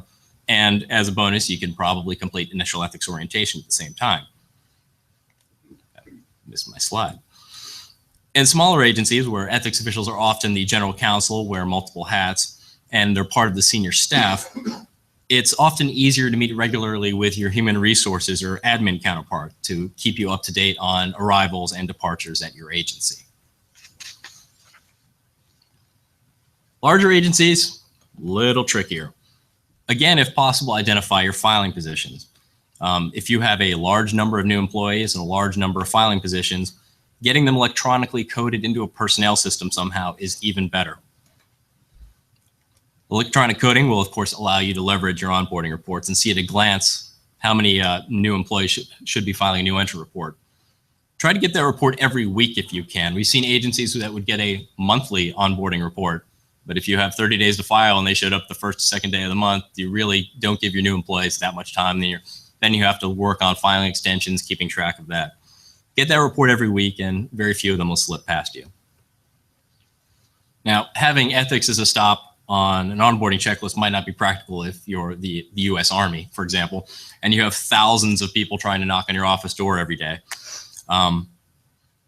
If you can't automate new entrant filing notifications through a personnel system, you'll need to lean on someone close to the new employees for support. Supervisors can promptly notify the ethics office if someone enters a filing position if they have the tools to do it. So if you get ethics into an onboarding checklist in more of a targeted capacity, if filing positions are a supervisor's determination, which often happens, maybe set out the basic criteria right there on the onboarding checklist. If the supervisor says, this seems to meet the filing criteria, if they're not sure, if they're not experienced, they can give you a call and you can make the determination if this employee should be in a filing position. Also, you can consider tackling it on the front end in the job announcement phase. If a vacant position is a filing position, get financial disclosure instructions into the initial welcome packet. But don't instruct them just to complete the form and get it to you. Instruct them to contact you when they see that page in their welcome packet. That way you can see this person's a filer, keep them on track to meet their deadline, and provide them any help they might need. So, question for the audience again. Would anyone be willing to share any of the methods that they've used to identify new entrant filers and they've had some success with? Up front. At my agency, we have over 2,700 450 filers, and doing it manually, just paper trail was impossible. So we have converted to an electronic system, and it automatically pays payroll for all new entrants. The one hitch that we haven't worked out yet is because everybody gets pinged on payroll once every 2 weeks. There is a lag, but it's basically every 2 weeks there's a data dump from payroll as to everybody who's a brand new entrant, and we've already coded in what positions are filing positions. So our electronic filing system automatically populates and sends out emails to these individuals saying they have to be filing. Again, one hitch is that 2 week delay. So usually instead of 30 days, if somebody onboarded at the beginning of the pay period, they might not get that notification in time. They might only get 2 weeks to fill out that form. But still a glitch that we're working out. That looks out pretty well. That's fantastic. And for the people watching online, they have coded their filing system or their personnel system with the filing positions. They've linked their e-filing system to the personnel system, and every 2 weeks they can get a report with their new entrant filers. Anywhere here in the room, remember this man's face. If you think this is a great idea, catch up with him at lunch and figure out how they made that work. I guess a bonus question. Has anyone come up with a great way to identify new entrant filers when they are promoted from within into a filing position? Up front. One thing, we have nothing sophisticated like that, like the gentleman here just described. That's awesome. But we just use a spreadsheet. I'm trying to get my areas to use a spreadsheet by position, so that when the position goes vacant, then it fills it in whether they're acting or actual. Theoretically, we get we now know that they were promoted into that position, whether it's a new employee or an internal promotion position. I can't say it's been successful, but that's what we're trying to do. Again, for the online audience, he's developing a spreadsheet for a smaller agency that identifies filing positions, and when one goes vacant, they can keep track of someone who goes into it. That way, if it's someone from the outside, you can still check. If it's someone internally, the key part is when a position becomes filled, they can check to see if that's not check to see, but they'll know that's a filer and they'll get a report from them. There was one in the back, I think I saw. Yes. So we use PeopleSoft for all of our personnel actions, and we had them add a field that indicated yes or no, indicate whether the employee was a financial disclosure or filer. And every time there's a personnel action, the administrator who's putting that into PeopleSoft has to check either yes or no to indicate whether they're a filer. And if it's a yes, we get that report every day, and we'll know to send them the report. Again, absolutely fantastic. Getting it into your personnel system somehow, even if they're able to add a field, say yes, no, this is a filer. I say, you've been doing ethics for a while, and you can almost hear that we talk about filers versus filing positions, and it's sort of a sea change. If you can think of this position, this deputy director, this administrative person, this is a filing position versus this person is a filer, and when that person leaves, that position might not be filled for a while, and somebody comes back in, and you think of that person like, should this person be filing? Rather than coding a position, this position needs to be filing. That makes it a little easier because it can all be handled almost electronically as long as the person codes the system correctly. I have a suggestion. We're a very small office, so I really need to do that. But I'm thinking that if you're in a large office and you don't have your own electronic system that you described, one thing that you could do is use USA Jobs. You can set up a search in USA Jobs for the positions that you're interested, and whenever the position gets empty, the USA Jobs will notify you. There you go. You can use USA Jobs. It's a robust search engine with the systems. Use that to identify your new entrant filers. Is there one more up here? Just one thing, we're usually able to capture formal promotions when an SF50 is actually cut for a new position. The one thing that we haven't been able to nail down, and if anybody has ideas on this one, I'd love to hear them, are actings, because we will get a lot of temporary acting folks, and the temporary acting kind of lasts beyond 60 days, but it all happens kind of behind the curtain.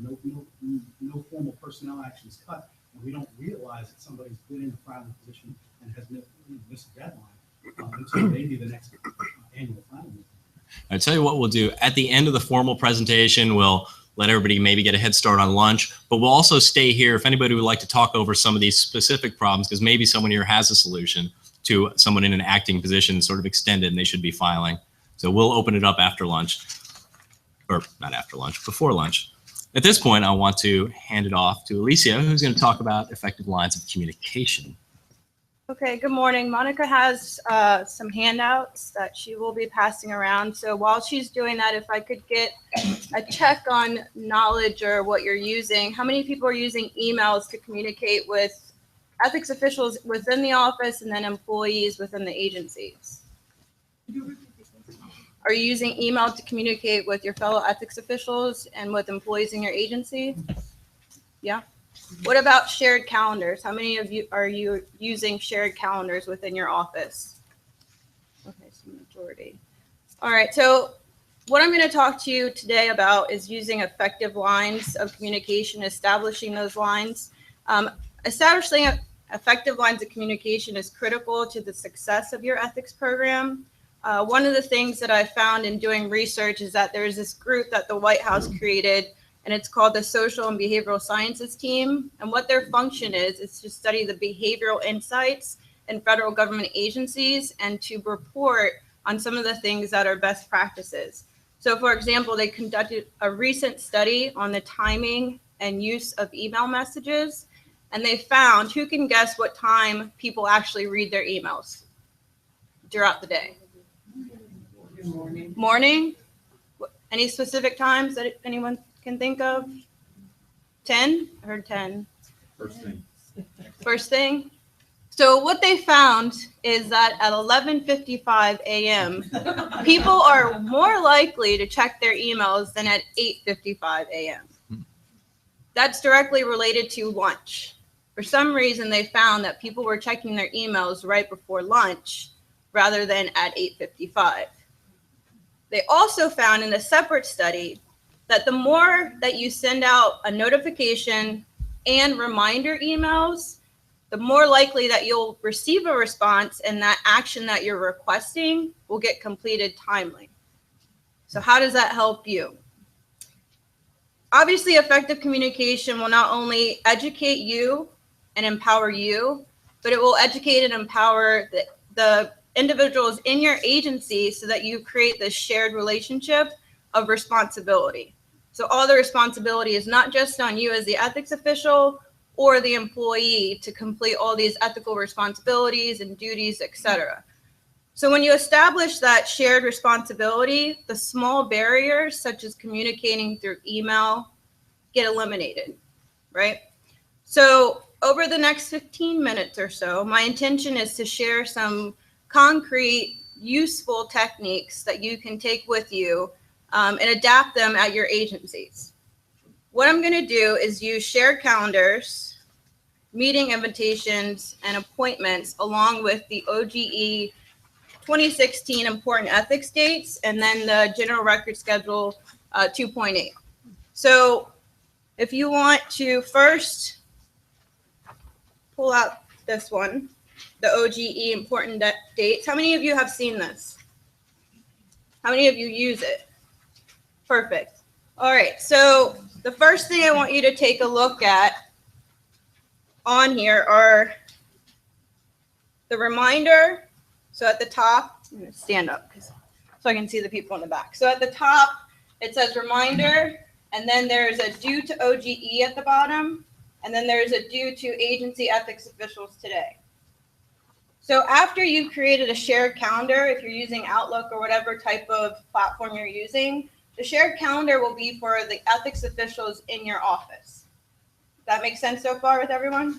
All right, so then what you could do, and this is just an example, for a reminder, if you look in January, the first one says that agencies must complete an annual training plan for the current calendar year. What you could do with that shared calendar, since you know that in January it's due, is a month or 2 months prior, schedule that in your shared calendar. Invite the people in your office with those ethics responsibilities so that everyone's communicating, everyone knows that that responsibility is there. And then also a succession, if someone's out of the office, somebody else knows to pick up that responsibility. It's not left to the unknown or months later when you don't know. And then the long-term benefit is that your covered employees or whoever you require to complete the annual training, they're more likely to get that training because the plan is already established rather than establishing that plan after the fact or later on in the year. So that's one way. That's just an example. So the next way is communication between the ethics officials and the employees. So using the same idea with the shared calendar, you could establish in your shared calendar an appointment. So if you go to February, down where it says due to agency ethics officials, which is the 16th of February, you will put in your shared calendar annual confidential financial disclosure reports are due today. But what you would do was schedule that in advance, right? So you could do this 3 different ways. You could schedule in advance a month, 2 months, 3 months in advance. You could schedule a reminder a month before, and then that morning of, you could schedule another reminder. First, to communicate with the ethics officials in that office, but then also reminding you to send out first the notification that you need to file, and then reminder emails with that same date that you're communicating with the ethics officials. Does that make sense so far? Okay.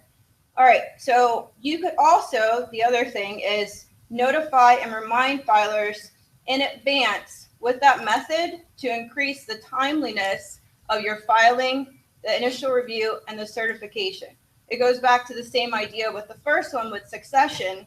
If somebody's out of the office, who has that responsibility?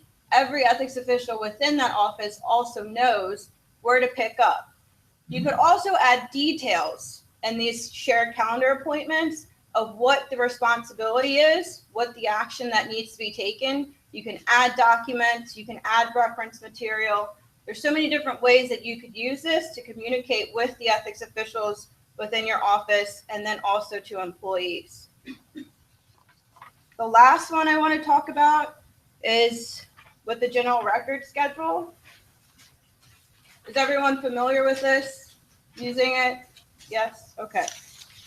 So one way that you could use the general record schedule is to first, again, with the shared calendar among ethics officials, first look at what exactly the general records is telling you. So on the general records, it has an item number, it has the record's description, it has the disposition instruction, and then the authority. Now, based on that information that it's telling you, you can sort of set up a schedule of how this is going to play out in your ethics office. How many of you are using a file plan with your records?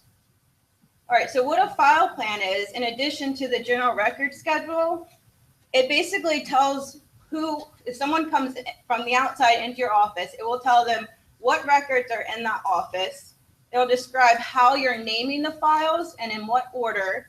It will also provide a specific records description, which you can start from here and then adapt it to your agency.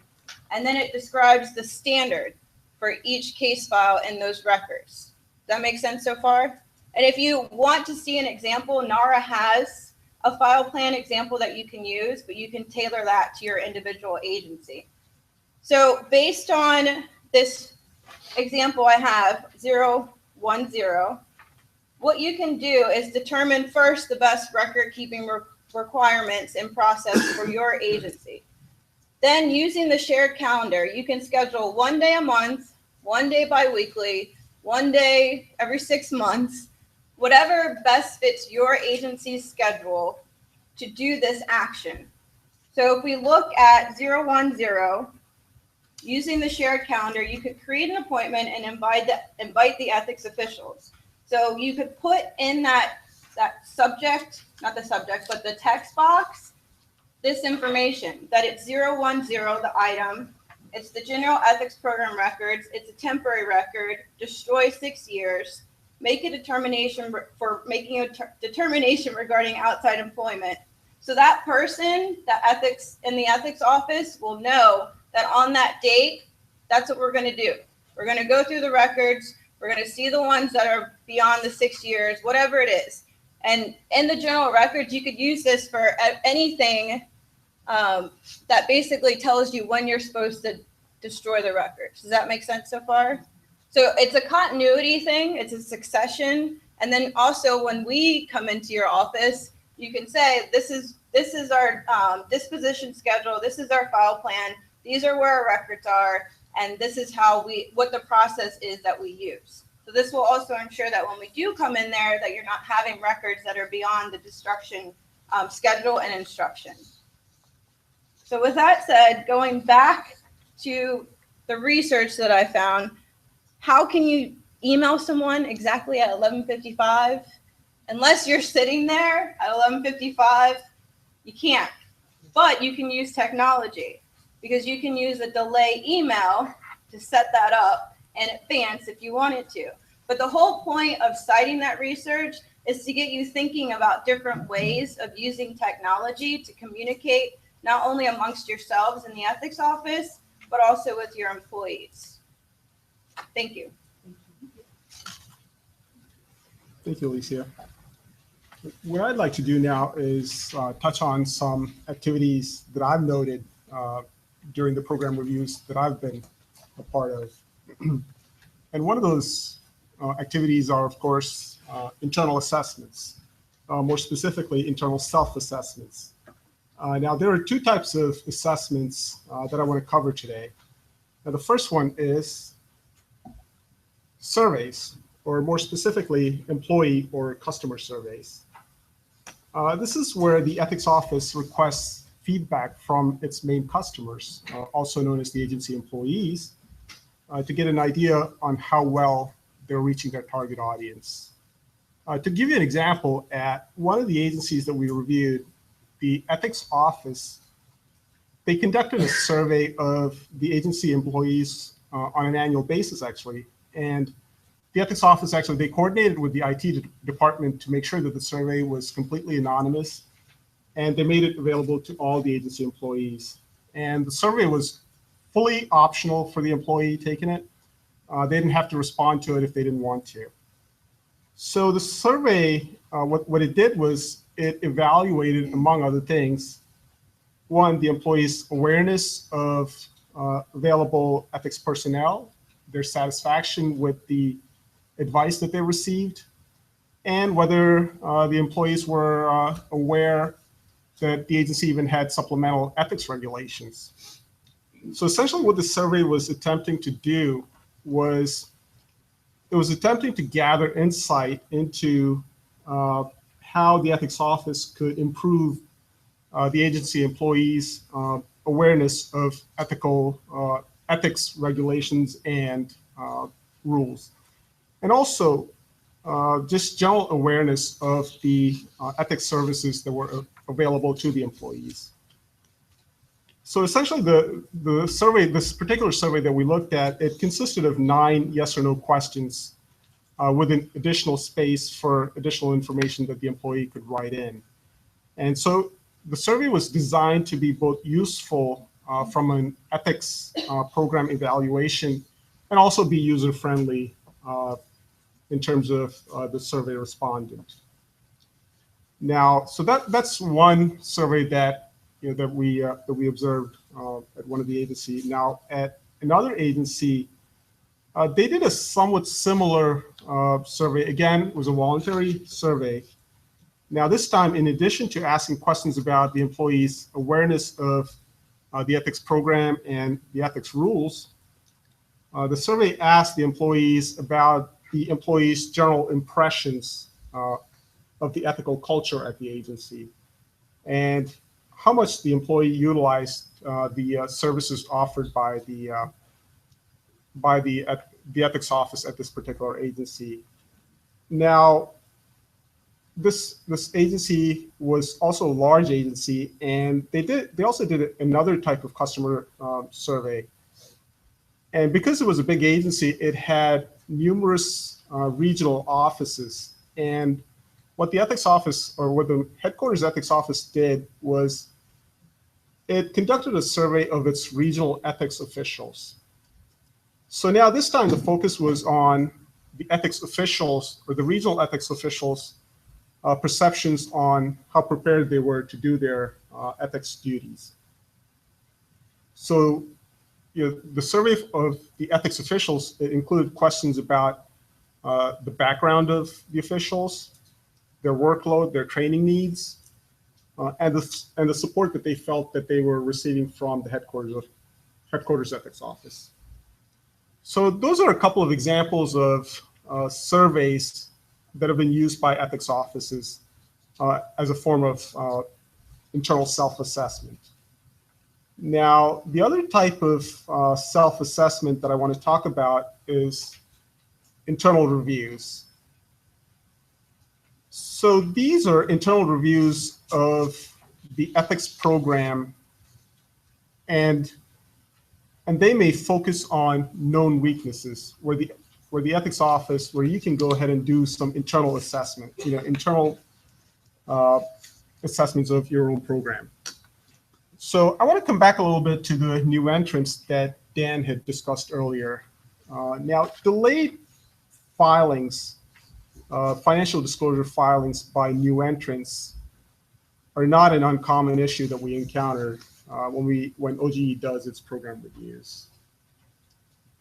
The regulations, they specify that, of course, new entrants have to file within 30 days of entry into a new position, into a filing position. So when you're doing an internal assessment or internal review, what you can do is do a targeted review of your new entrant filing timeliness to find out how it's, to see how you're doing to meet this filing timeliness requirement. So what you can do is go ahead and select a sample of some new entrant reports that were recently filed. So that sample should give an indication of the filing timeliness rates. So after you've taken the sample and you take a look at the sample results, and if in your judgment the timeliness is good or excellent, you may just want to stop right there and conclude that this is not really an area of weakness. Indeed, the conclusion may be that this is actually an area of strength. Now, the other scenario is that the sample reveals that new entrant filing timeliness rates are not quite where you would like them to be. Or even if they're good, you may just want to find out what the issues are regarding the ones that were late, from your sample. So once we have the filing timeliness rates from your sample, we would just want to next dig into the numbers and analyze the late filings. And what we want to do is check out how late each of the late filings were and what the issues were surrounding those individual late filings.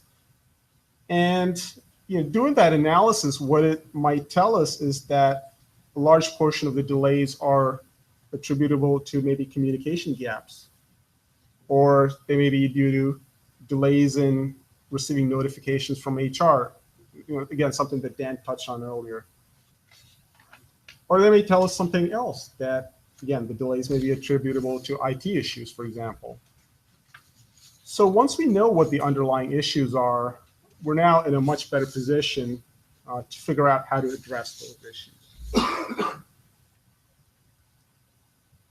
Now, there may also be an issue area that we don't necessarily think is a weak point, but we're still interested in finding out how we're doing in that area. So coming back to the new employee theme, the regulatory requirements are that all new employees are to receive initial ethics orientation within 90 days of entry into their position.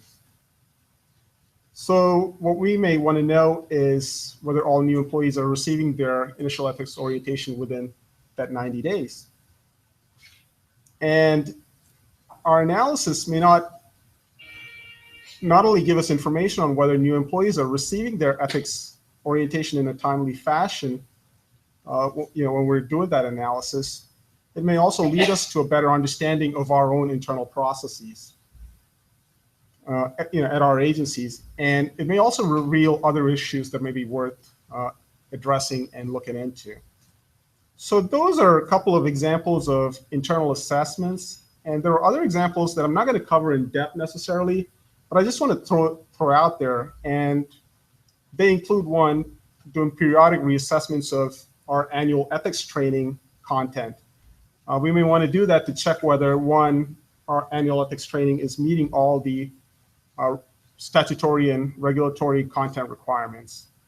And we may also want to identify what areas in the ethics statutes and regulations we may want to cover, or we may want to emphasize during a particular year. Additionally, we may also want to do an assessment of how well we're doing in terms of providing ethics advice.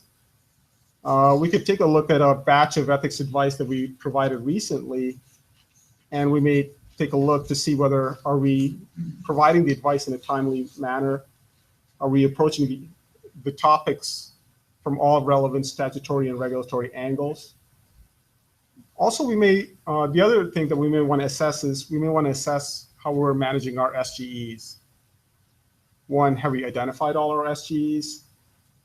Have we properly assessed whether they should be filing financial disclosure reports? And are we training them? And so on. So that is an overview of internal assessments. So the next area I'd like to briefly cover is access to leadership. Based on OGE's program review experience, we can say with absolute certainty that an agency's leadership support is crucial to having a solid ethics program.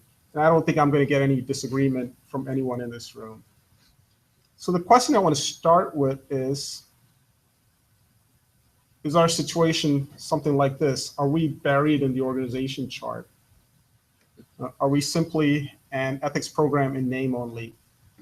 Now, it's not always important where we're in the organization chart. Sometimes it's simply a matter of organizational efficiency, where the ethics staff is assigned. Typically, the ethics program is in an office such as the agency's general counsel office. In situations where the ethics office is part of the general counsel's office, oftentimes the general counsel or a very senior staff member is the DAO, and the day-to-day operations are being managed by a more junior level staff.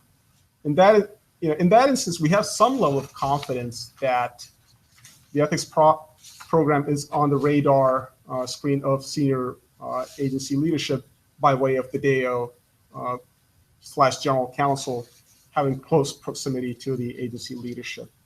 So that's one model of access to leadership, and that's somewhat common from what we've observed during our program reviews.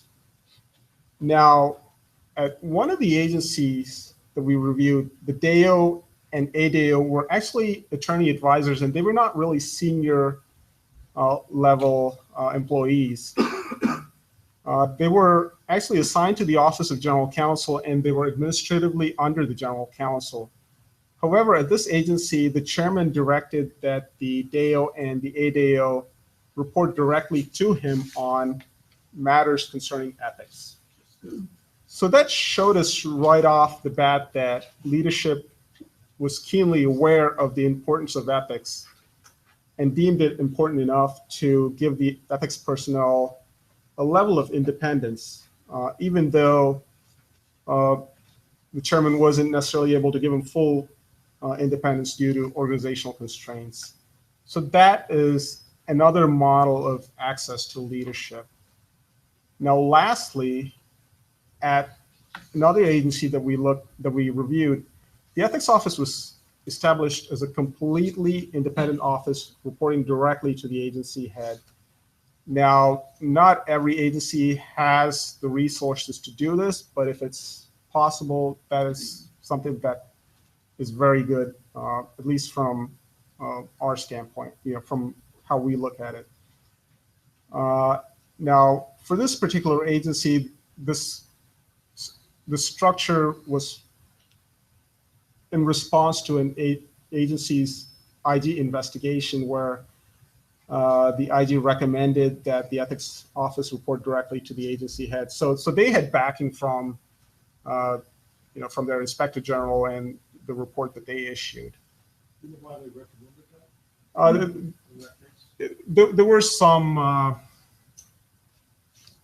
conflict or reporting conflicts in terms of where previously the general counsel was also the DAO, but the IG investigation revealed that there was a reporting conflict. So in turn, they recommended that it be made independent. So that's so that's some thoughts on access to leadership, perhaps that you can think about.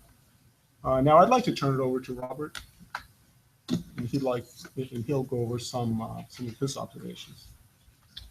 Thanks, Jay. Today I'd like to share 3 model practices with you. The first one, sending ethics materials with offer letters, is one of my favorite model practices. I love this one because it's cheap and it's simple. It's a great project to knock out, get out of the way, get yourself some momentum before you tackle something as thorny as identifying new entrants from internal promotions into filing positions. So you might want to start with this one first. Sending ethics materials with offer letters, it lets employees see what they're getting into and to make informed decisions about employment. As we know, the federal government is very different from the private sector. We're talking about shareholders versus taxpayers. Shareholders, they want to make a profit, so there's a profit motive in the private sector. But taxpayers demand integrity out of public employees.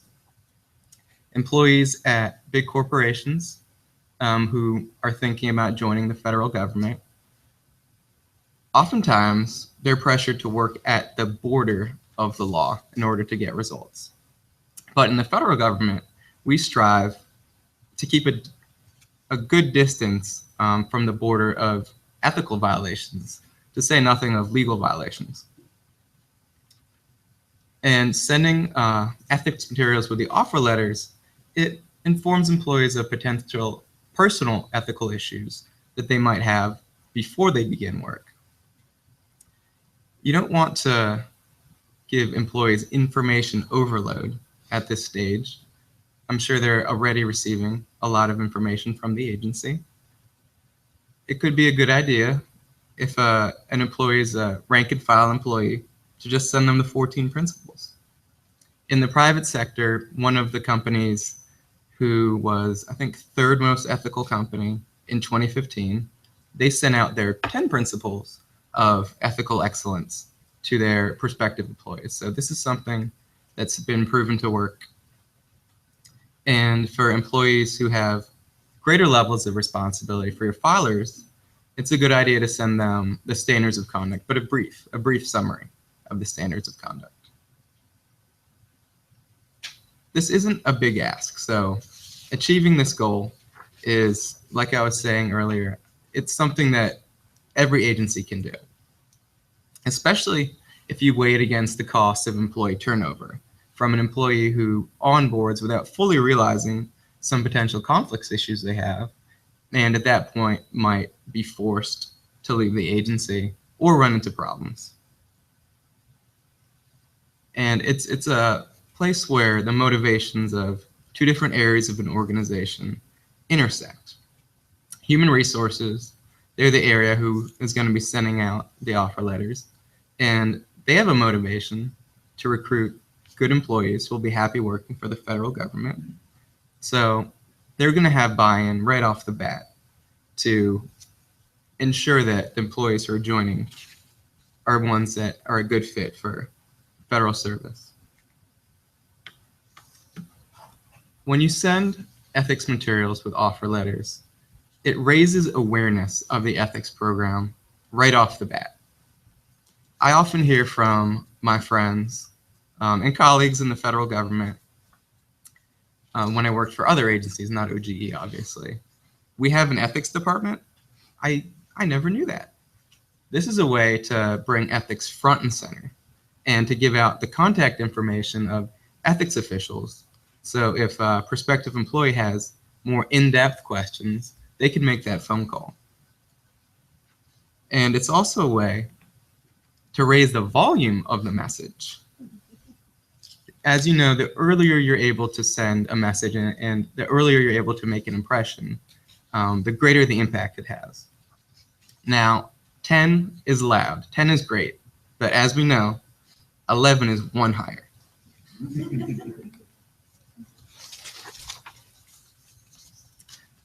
Letters obviously don't meet the initial ethics orientation requirement, and getting employees to complete IEO in under 90 days, well, we see the same challenges with that we see with getting employees to file new entrant financial disclosures in under 30 days. There's a lot of information fragmentation between HR and the ethics office, OGC, whatever it may be, because they operate in completely different areas of the organization, and especially at large agencies, they tend to be siloed. ethics officials don't always know who's coming on board, and not every agency offers an electronic IEO with an automatic tracking system. Even then, an employee who completes IEO, for example, in the 80 to 90 day range, they've worked at your agency for 80 days without proper training. That's a long time. So the following innovative solution is a way to ensure that employees complete their initial ethics orientation as soon as they onboard at your agency.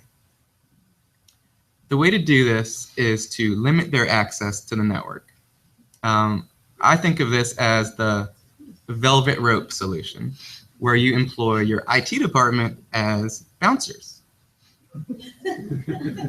So I know we don't usually think of IT that way, but things are changing.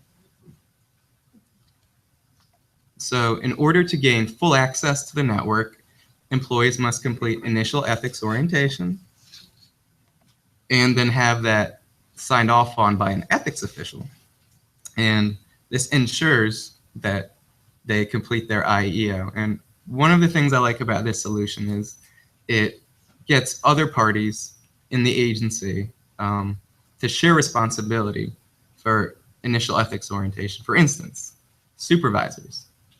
Their responsibility, their motivation is to ensure that new employees are able to be productive and happy as soon as possible. So you can guarantee that they're going to be reminding gently at first, maybe a little bit more forcefully, their employees that they need to complete initial ethics orientation.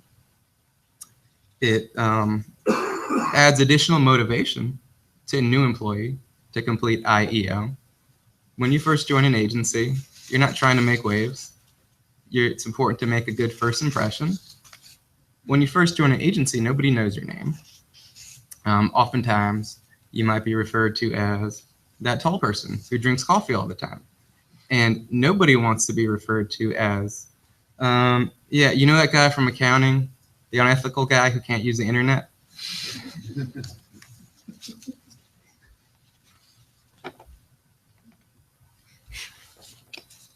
So one of the underlying themes of the velvet rope solution is interdepartmental collaboration.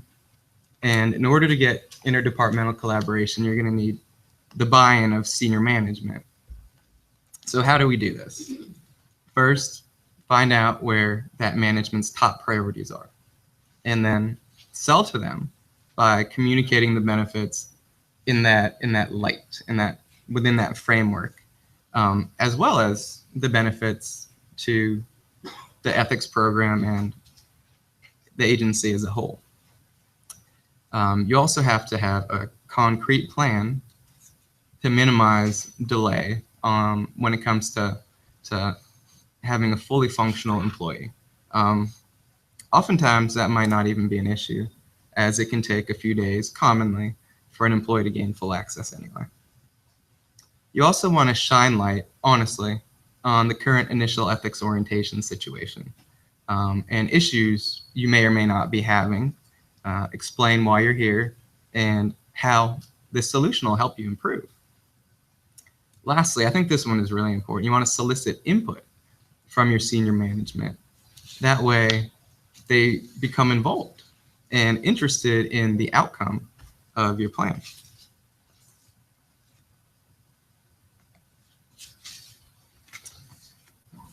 The next model practice is sharing knowledge. We all know that two heads are better than one. How about every ethics official within your agency? How many heads would that be? One of the great benefits from sharing knowledge is that you can use historical data to leverage past expertise, and you can leave a legacy for future ethics officials so that they don't have to do the work that you've already done. Many agencies already categorize and share advice and counsel electronically using shared drives and windows. And this is a perfectly good solution. It's perfectly fine. especially in smaller agencies. OGE recommends that access to this data is limited to ethics officials and other authorized users. Less commonly used are PDF portfolios. And PDF portfolios, for those who aren't familiar, these integrate into the Windows filing system. It's like a PDF with more capability. PDF portfolios can house multiple file types in one PDF library. We're talking about PowerPoints, Excel files, Word documents, basically any form that advice and counsel could take could be housed in a PDF portfolio. And they can also be password protected for an extra level of security. Within the PDF portfolio, yes, sir. That looks a little bit like it does the same kind of thing as SharePoint does, but does it require a special Adobe license? Or I've never seen this. It is, you need a Adobe Pro. The question was if you need a special license to create a PDF portfolio, and you need a Adobe Pro to do it. Any version or foreign version? I believe it's 10 or higher. I believe so, to have full capability like that. How do you share? How do you put it on a network? You would, if you use a shared drive, you just drop it in a file like that. So it's shared drive.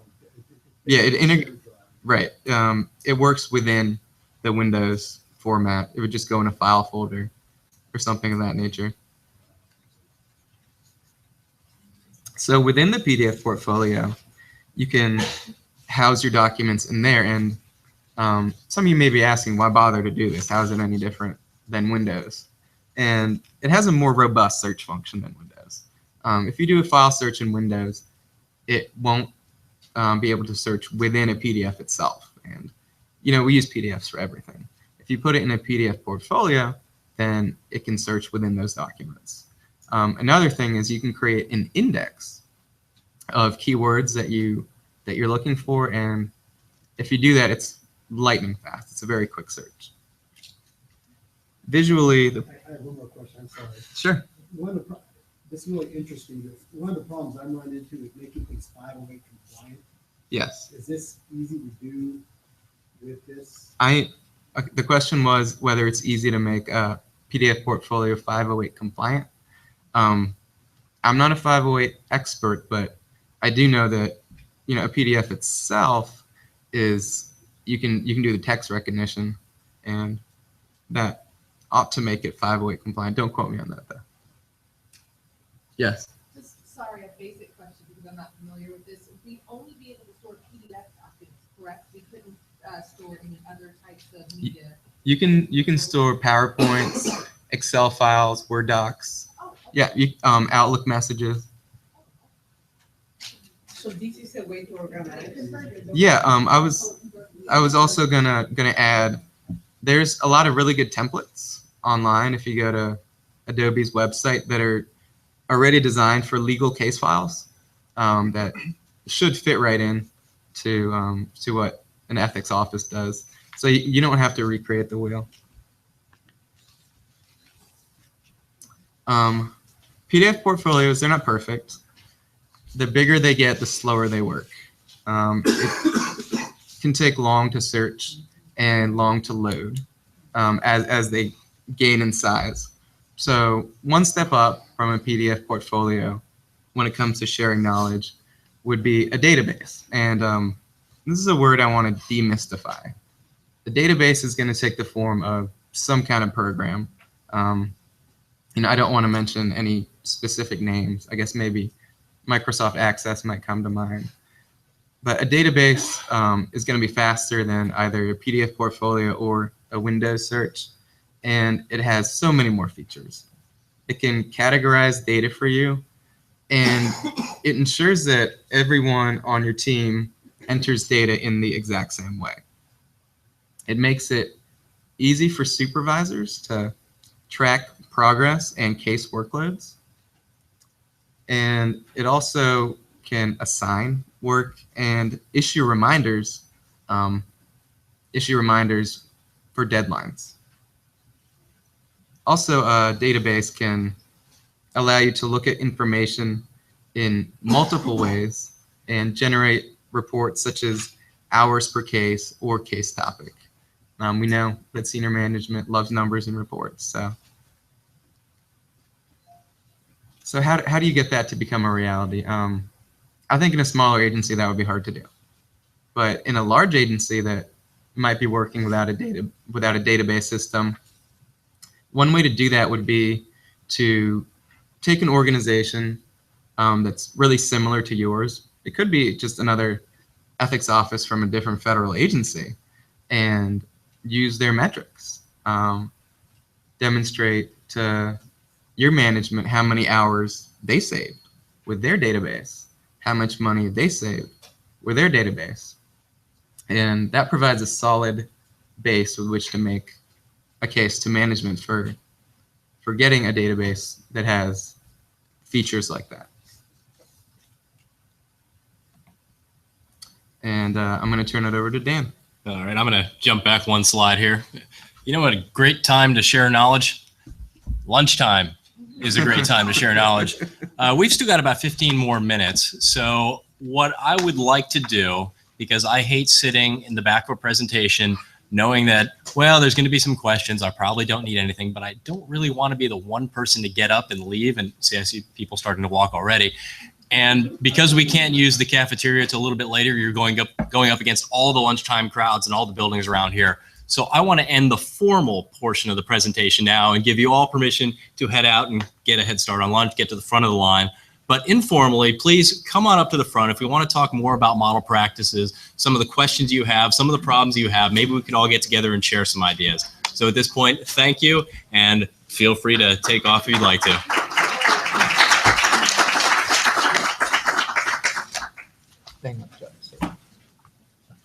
Nice PDF portfolio. Let me get you my business card here. I'd like to get a solid answer to you on the question of having, say, someone who's not a financial disclosure file review. I don't know that I got a list of varieties. I believe they're just designated by the ethics officials as the initial review. We don't have it. So everything comes to the ethics office at that point. Mr. Roberts. The ethics office is basically me. How many reports do you have to review? Well, when I got it, we're in the whole office, okay? When I got it, I had communication, okay? And I said, you know, maybe I need to put this down because I am a. We did one recently for treasurer. And I knew how the agent has arrived, why, not necessarily like saying, because people who need different, you know.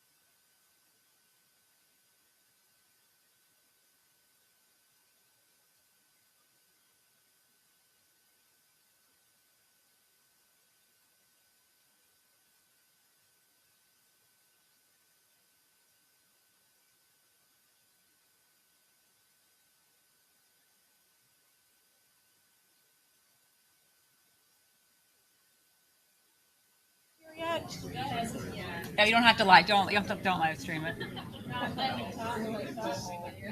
Oh, okay. So our speaker's not here yet. So I don't know if you guys just want to. We can try and wait maybe like 5 minutes to see if she arrives, to see, and then what? No, just see. And then we may have to cancel the session. I could talk to you about what our agency does briefly. If you guys just want to wait, well, I'll check back in like 5 minutes. Just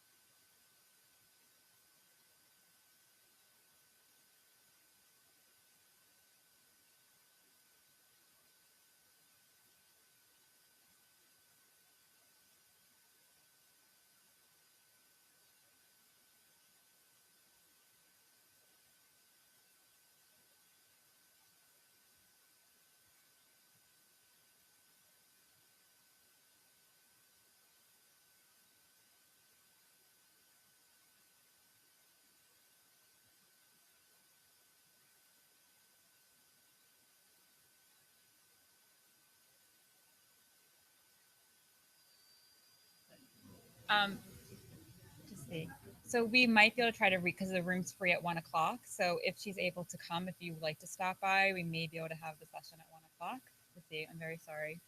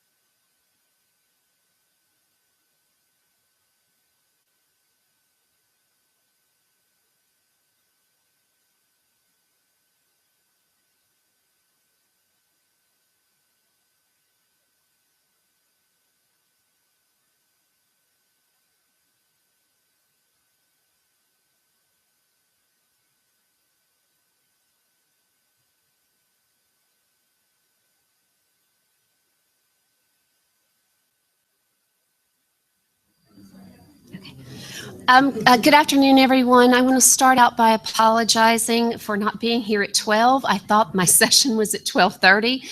I also thought it was yesterday. We were, I had to call Elizabeth, the other Elizabeth Horton, who's at OGE now, yesterday to confirm that it actually wasn't, it actually was today. I joked, we have an ethics program specialist, AJ Schmaus, that keeps me everywhere I'm supposed to be, and he couldn't make it today. And I was like, oh, great, I'm not going to be there whenever I'm supposed to be there. And it came true. So I do apologize that this had to be pushed back until 1. I thought I was early at 12:10, and of course I was 10 minutes late. This is a pretty quick presentation. If you have any questions, please feel free to stop me at any time. You can just raise your hand. I do have PowerPoint slides, but they're not really, I didn't provide a handout. I can certainly email them to anybody that's interested, but they're not content heavy. They're actually there's a couple of cartoons at the first, and then there's some screenshots of our actual database. And so I don't know that they would be helpful, but if you would like them, I'm more than happy to make them available. The Treasury, basically, when I came to my position there, I'm the Deputy Assistant General Counsel for Ethics. I pretty much run Treasury's ethics program, mostly for DO, but the bureaus we do meet with, we try to at least on a quarterly basis. When I started a little over 5 years ago, there really wasn't any, I won't say centralized, but all of our advice was kept in files. And so here's my first cartoon. I was coming over from Senate Ethics, and when I was at Senate Ethics, they had implemented a system where all advice, well, we always had to record all of our advice, but when I first started at the Senate, we were doing so by hand. And that was just about the same as having things in filing cabinets. You can't find anything, unless you have total recall. You don't know necessarily who you gave the advice to, when it was given. I mean, my brain works. I joke about it being a DOS brain, because I remember like one thing. I will remember that what I told to someone, but I won't remember who that person was. Or I will remember the person's name, but I wasn't sure exactly what the topic was, that type of thing. And so when I came to Treasury, I wanted to bring what we were doing at the Senate with respect to memorializing, capturing, being able to, recall advice at a moment's notice. It was met with just a little bit of resistance, as my Morris cartoon will illustrate. It's like, please don't take my filing cabinet. But as the next cartoon shows, with the right technology, Morris can find what he's looking for immediately, and the filing cabinets become obsolete very quickly. We went about this by creating a database. We borrowed one from one of our bureaus, the Mint, at first. It was very rudimentary, but all I wanted was what I had at the Senate. The Senate was much fancier, and but the Mints did its job for about a year. What we didn't realize is, because it was somewhat rudimentary, we had tweaked it and tweaked it and tweaked it as much as we could possibly tweak it, because we weren't just using it for advice. We were using it to track training, to track filing, and it did not have the ability to carry over 1 year's information into the next. And so I began pushing for a database that would encapsulate all of those issues that I was having with, program management. I'm sure most of you have the same problems that I have with, yearly filing, yearly training. It's like herding cats.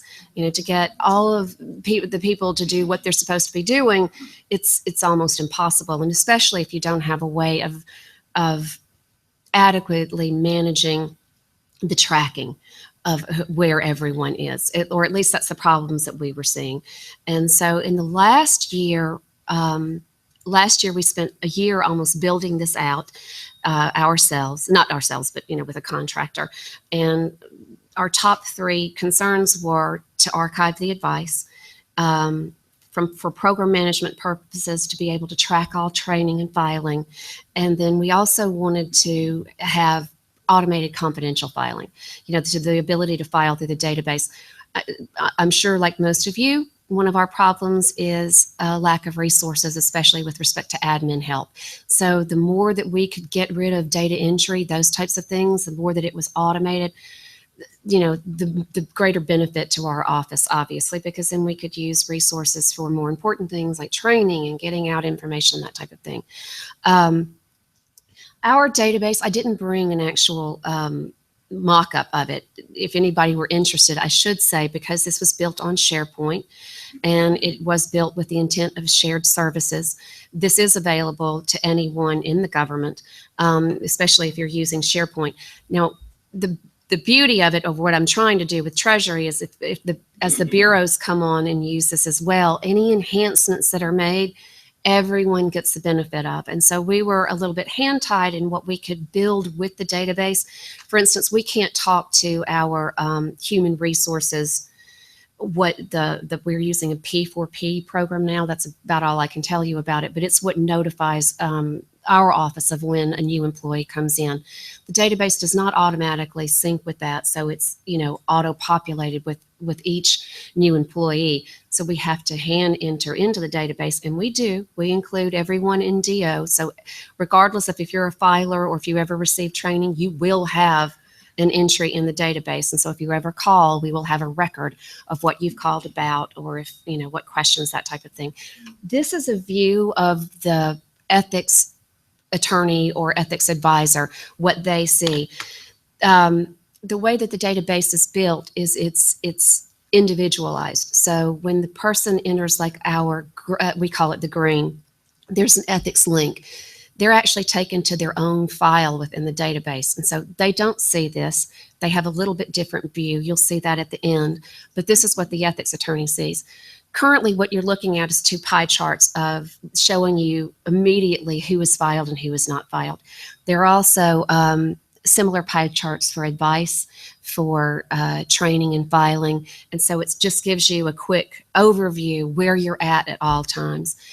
Above, we have, can everyone hear me? I feel like I'm turning my head, but I'm pointing at my laptop, and obviously there's no way for you to see what I'm pointing at.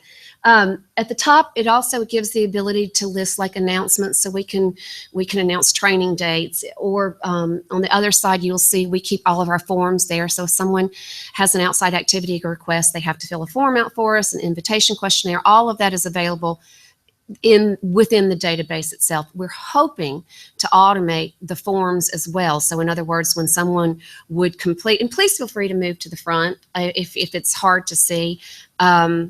It doesn't, I don't bite much. And so the forms are, thank you. The forms that we have, we're trying to automate. So when someone files the form through the database, it auto-populates that type of thing. But we're not there yet. That's an add-on that we're looking for future funding. And then, of course, again, like I said, you can put any type of announcement there. We're adding our newsletter or in certain globals that we send out, so that the top half of this is what the individual employee sees. It's just the bottom half, these pie charts, that the employee does not have obvious access to. Sorry, now I've got two things to keep up with.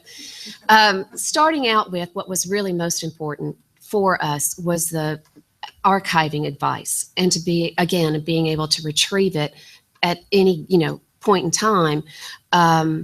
So what the database does is basically provide a chronological record of advice that's attached to each employee. It can be used to record any type of advice, invitations, non-federal source travel, outside activities, conflicts. In fact, we require our attorneys to record all advice that they're providing. That seems a little onerous, but once you're used to it, it just becomes second nature. There's several people here from Senate Ethics. They can attest to that. The people that are here actually weren't there when we started the electronic, I'll call it, system of recording advice. We used to do it by hand in notebooks, but it is really seamless. It does not take as much time as you would think. And the most important part is once you have a history there, obviously the archive can be sorted and searched by employee name, by the attorney's name, by date constraints, by the title of events. So the White House Correspondents' Dinner, you want to know what you did last year, you can pull it up. I'm just giving, obviously that's probably the same treatment every year. But other events that it's harder to remember, it's very easy to search by that. The one thing that I have found most important about keeping advice in this manner and keeping it for everything, even something as simple as invitations, is it really can make you look like the expert you are instead of someone that doesn't know what they're doing. My war story on that is I've had a couple of very high level PAS officials that, especially with the introduction of the pledge, they were told, yes, they can attend, no, they can't. Yes, they can, no, they can't. And I had a couple of them calling me directly saying, I don't think your staff knows what it's doing. I keep getting different answers. Maybe if I talk to a different attorney. So immediately I was able to pull up this particular employee's record, told him, well, let's go through these and let me explain what's going on here so, you can understand this in order. So I was able to go through each event. You couldn't go to this because it was a lobbyist, was the sponsor, and so the pledge prohibited you from attending. You could go to this event because there were no lobbyists involved in the planning of the event. Here, require a rule of thumb for hours is somewhere around 40, depending. It can be less, but it went very quickly from him thinking that this office was a mess to him saying, oh, okay, well, I didn't know that. I didn't know that. He calls now constantly. He loves our office. And again, we went from looking like he's, it's a forum shopping place to being the experts on, how difficult the gift rules can be in the executive branch. You said that you are sort of lining these up by date, by the employee, by events, by the attorney. Do you also try to categorize them by the type of advice you offer, so gift versus travel versus outside? It's all categorized by subject matter, by every way you can slice it and dice it. You guys have multiple subject matters then, so if you have something where you're advising not just an outside activity, but also misuse of position. If you will see here, this is what the ethics official would see from the overall view. If you look at the colors on the wheel, there's invitations, post-employment, personal conflicts of interest, financial conflicts of interest, misuse, stock act negotiation, outside activities, training act, seeking employment, other non-federal source travel, and gifts. So when you go in to put advice, there's multiple categories that you can pick. It's a drop down. Okay, so you can't say it's an invitation, but I also advise them about gift issues simultaneously because I thought they would be connected. I don't know. I can't remember from all of the drop downs. I actually don't do any invitation requests, quite honestly, with respect to the database. My staff handles all of the invitations, so I don't know. Is it possible to make it do that? Yes, it is. When you have like an invite and you're entering it in, since the key didn't like you, is there a way you gave the same advice to multiple employees, only make one entry? So like say 5, senior employees got the invite to the same event. Are you making 5 different entries? You're making 5 different entries in the way we have it built out right now. Again, this is a static view. If you scroll across, so this is how somebody would enter advice. In this case, we've taken out all the names, of course, but if you'll see the different columns, there's probably another 20 columns. You can collapse them. We put in everything we could possibly think of that could be entered with respect to the different types of advice and categories because of the search features, because you can search a multitude of ways. There's not just one search. It's not just one way to search. There's not just one report. You can give it certain constraints. The constraints are at the top. And so if you see the form top, here's an invitation questionnaire. In this drop-down arrow, you could search for only invitation questionnaires, or you could search for invitation questionnaires and gifts. So you can run a search on a multitude of categories, and you can combine them in a multitude of ways by using the search features and the constraints in the various categories. And so, for instance, this was an outside activity, some advice that one of our attorneys had given. The subject matter was a piece from Politico. Here was the date. Again, we've stripped a lot of the information out because we were taking this from our current database. what may not be relevant in this one is the form type. Again, there's multiple categories. If I could make this scroll, they keep going because of the obviously different types of outside activities may have, different areas that you would want to select. But that is how we're keeping up with our advice. And so You said that you were doing this with the use of a contractor? we built the database with a contractor, yes. How much? $250,000. Wow. And again, that gave us the data. But it's not $250,000 if somebody. The beauty of it, if somebody else takes it, I don't know what the cost would be for another agency. Internally within Treasury, if a bureau wants to use it, I think that they gave us the estimate of $35,000 to set them up with it. But then whatever, again, for that $35,000, which another agency, I don't know what they charge, but it's not going to be $250,000. Whatever other budget you have, it can be enhanced. The beauty of that is then everybody gets the benefit of the enhancements, not just the agency that's making them. It'll go back to whoever, is also using the technology. You said, I believe, that every employee has somehow been entered into the database. Why do you need to do that if you can just search by keywords? If you just want to put in a name, the list of things will come up involved in that person, isn't it? Well, everyone has a file in the database. So you have to, it may be that you don't want I'm sorry, I'm going to go through quickly and I'm happy to answer questions afterwards. I only have 10 minutes. There's not a whole lot more. This is all by category, so it's not going to differ that much as we go along. But we do keep records by employee because we want a record of all employees, if they've ever called, if that type of thing.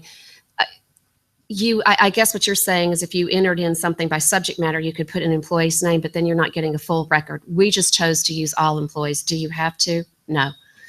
Somebody might say, well, my secretary is never going to have a reason to call. Well, you don't know. Your secretary may have, we get calls from, maybe that's just to Treasury, but we get calls from everyone.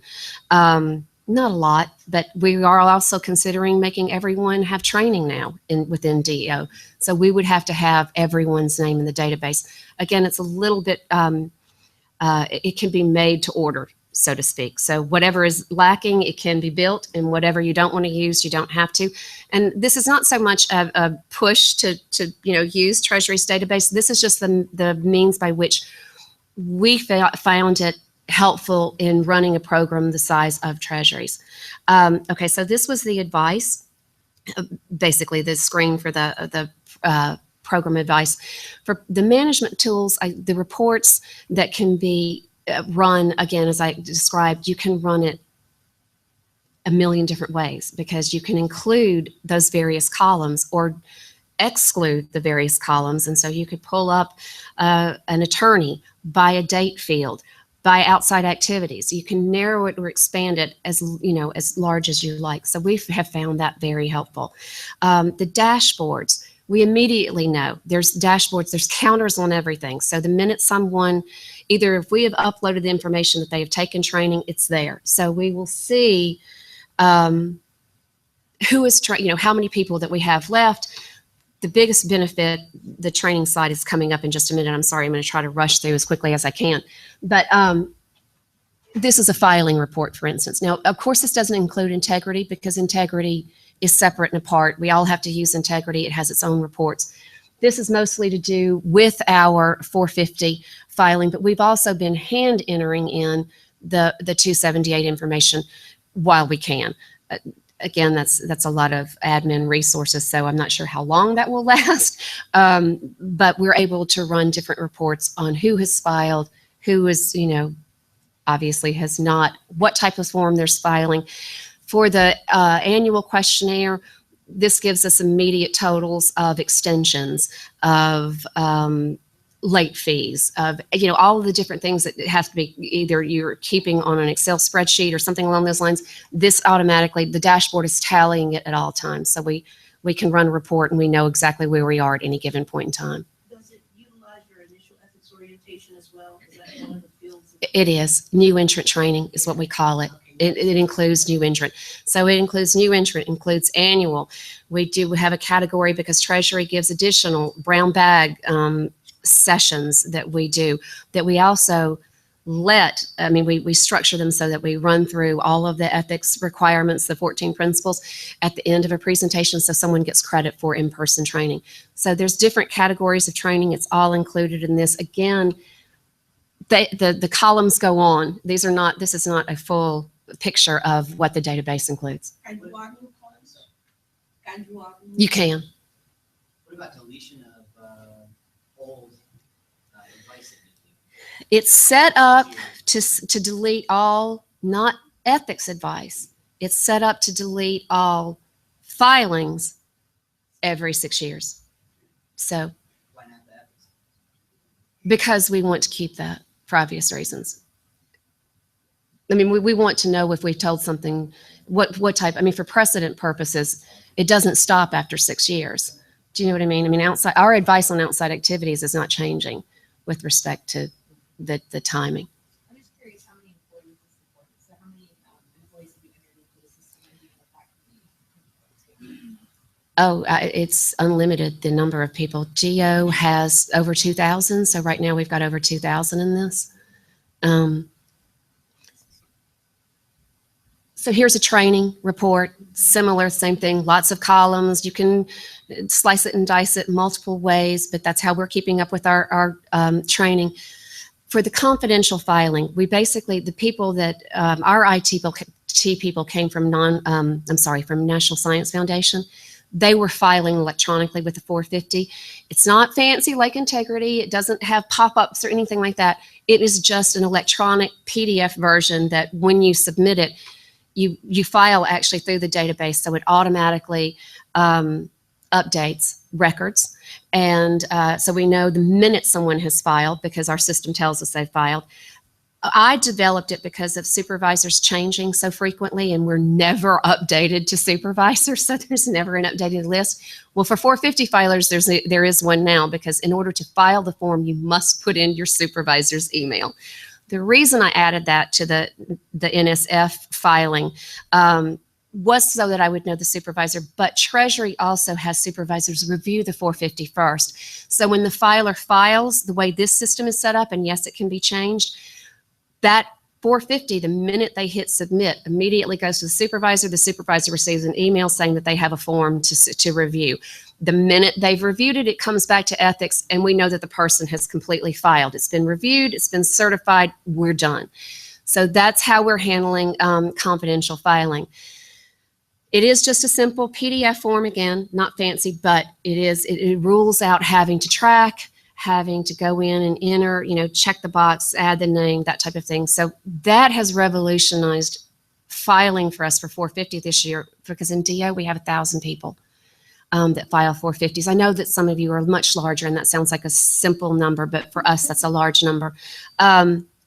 So again, the data from the filing system is immediately available through reports. You can run reports all different types of ways.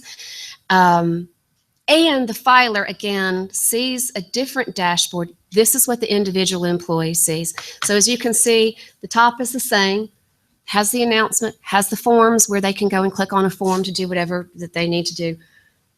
But here's where it tells them if they need to file, they're going to have a message that they haven't filed. If they haven't received training, it's going to be there. So anytime they do go into the system, there'll be a reminder, you haven't done X yet. So what we're hoping to do is to add next year before, transition, we're really hoping to add a self-certification for training. Because for training, obviously, that's done in person, there's no way to automate that. But at the end of the training, we do keep sign-in sheets. So there is a redundancy to make sure that people are actually doing what they said they've done. But what we're hoping to add to the system is just a button that they go in and self-certify by also entering their supervisor's name, because we think that adds an added level of, you're not just, well, quite honestly, it's a false statement, right? Or actually, it wouldn't be a false statement, it would be a false writing, because it's going to be in an email format. But they would enter their supervisor's name, click the button, an email message would go to their supervisor. On the dashboard, supervisor would keep up with who has received their training and who's received their filing. That's the other thing that I didn't mention that we will have, is that the supervisors will keep a list of the filers that they have under their supervision, and if they filed, that type of thing. that for me is so much better, because we normally have been sending out, notices to people. If you have filed, please disregard this message. Has anybody found that anybody has ever read a message that says, please disregard? I have gotten, I don't know how many phone calls of, I've already done this. It's like, yes, but did you read? Because it says, if you've already done this, to disregard. But people also, will then just ignore them. And then, even though they haven't filed or they haven't taken training, they just ignore. I can't tell you how many phone calls I get saying, well, no one told me. It's like, really? Not in this day and age. And I can send you the 5 times that you were emailed. But this makes it very nice, because now we don't email people that have filed. We don't have to say, please disregard this message. It's just goes to the people that haven't done what they're supposed to do. And so that, without having to keep a lot of Excel spreadsheets or taking the time to individually track, has been a huge reduction in admin type of support that's necessary. That's basically it in a nutshell. Here's my contact information. I'm happy to discuss it at length. Again, we did this in-house. It's not an off-the-shelf product, but it is available, and it can be, and if you have enough of a budget, it can be enhanced. We didn't have the money to make it talk to our HR for our purposes. Whatever we were using changes so quickly in HR, I don't know that it would actually be worth the money it would take until we were set on something. But for it to interface with various programs, like with Treasury, we use TLMS for training, for online training. Yes, it can interface with TLMS. We didn't have the budget at that time building it from the ground up to make it do that. But anything that SharePoint can handle can be added to this program. Do you add when you do the advice and your documenting advice, do you actually upload the memo or the email? We do. So if let's say it's an outside activity, we have a form for that. That form will be uploaded. A lot of what's in here for the 278 filing is because the forms were being uploaded, because not everyone is using Integrity until this year. Treasury is requiring it. It's not an option because we're not doing the updates to OIGS. But because we didn't have that last year and this database was in use last year, we were uploading forms and that type of thing. Our goal is to only keep hard files on PAS. All other files are going to be gone. So anything, emails, yes, can be scanned, can be uploaded into this. We do keep a record of all of that. So a back and forth email chain, yes, it's uploaded. I don't know that it was captured on any of the screens, but there's like a little icon if there is an attachment.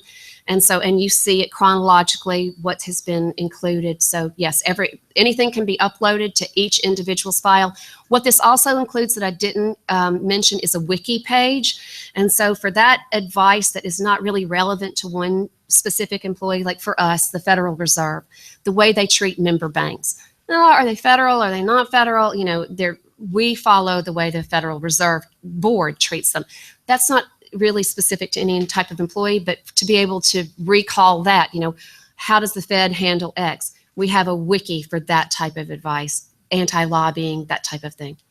I know that SharePoint has an ability to have a program that interfaces with Outlook and allows you to have like a tasker system. Is that something that's part of It is attached to Outlook, I think, because of the way that we're pulling from. Do you have like people sending in like requests for ethics advice that then can be farmed out to the ethics officials? We're not doing that. We're not doing that currently through the database. Is that a possibility? Yes. Again, to me, this is rudimentary, only in that I wish it had more bells and whistles, but again, we had the budget that we had. And so we're looking at future funding, to enhance it as we go along. But that, again, whoever takes it or whoever wanted to use it, they could certainly modify it in many ways. We developed it in this format, again, with respect to the 450 filing because of the way we handle 450 filers. Someone that doesn't use supervisors to review wouldn't need necessarily the feature that we have about including a supervisor's name, and unless you wanted to update. But to me, that's always helpful because, again, we're never notified of, people change offices, people change jobs, that type of thing.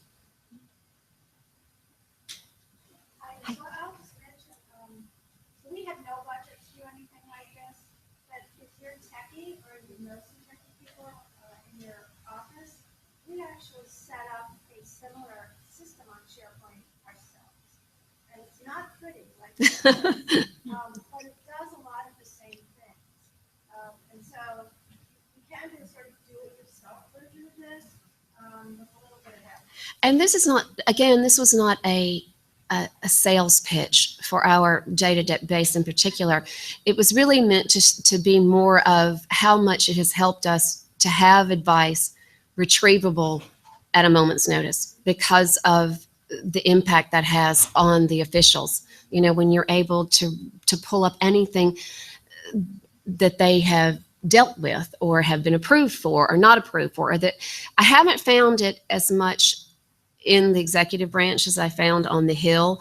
I feel like the Hill has a little bit more selective memories than the executive branch. There was a little bit more, you know, reason to be able to say, no, you were told X on X date on that side than I've really found with the officials at Treasury. But, you know, there's a CYA to this. It's memorialized. And if it's modified, there's a record of when it's modified. So if you want to go in and change advice, there's going to be a record of when you changed that advice and the individual that changed it. And that to me is a comfort level, because if there's ever an article that you advise so-and-so to do something and that's not correct, you know, well, I have complete recall with respect to the filing. So, I'll say and we are set up- done, but go ahead. Well, I was gonna say, we set up again, a similar system in using SharePoint that wasn't as nice as yours. That's great. But one of the things that's really nice is when my boss went into our executive management's semi-annual meeting, and he brought with him a list not only of exactly how many times.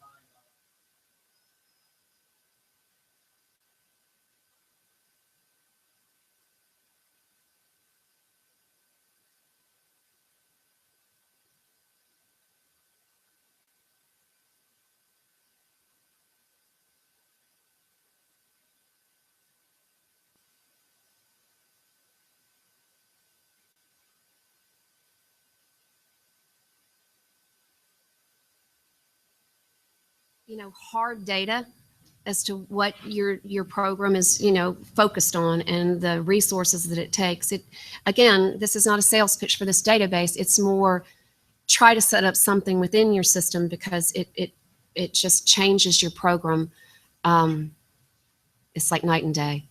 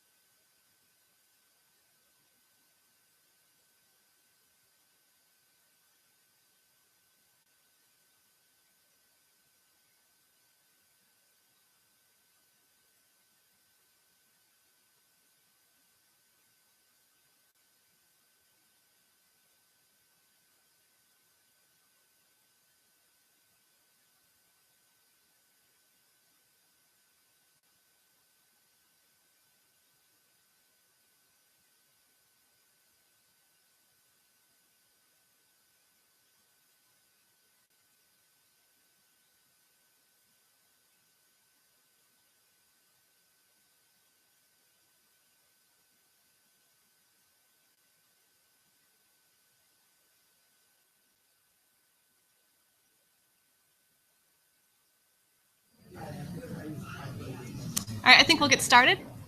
Hi, everyone. My name is Rachel Dowell. I'm assistant counsel at OGE, and I'm currently on detail to the White House counsel's office.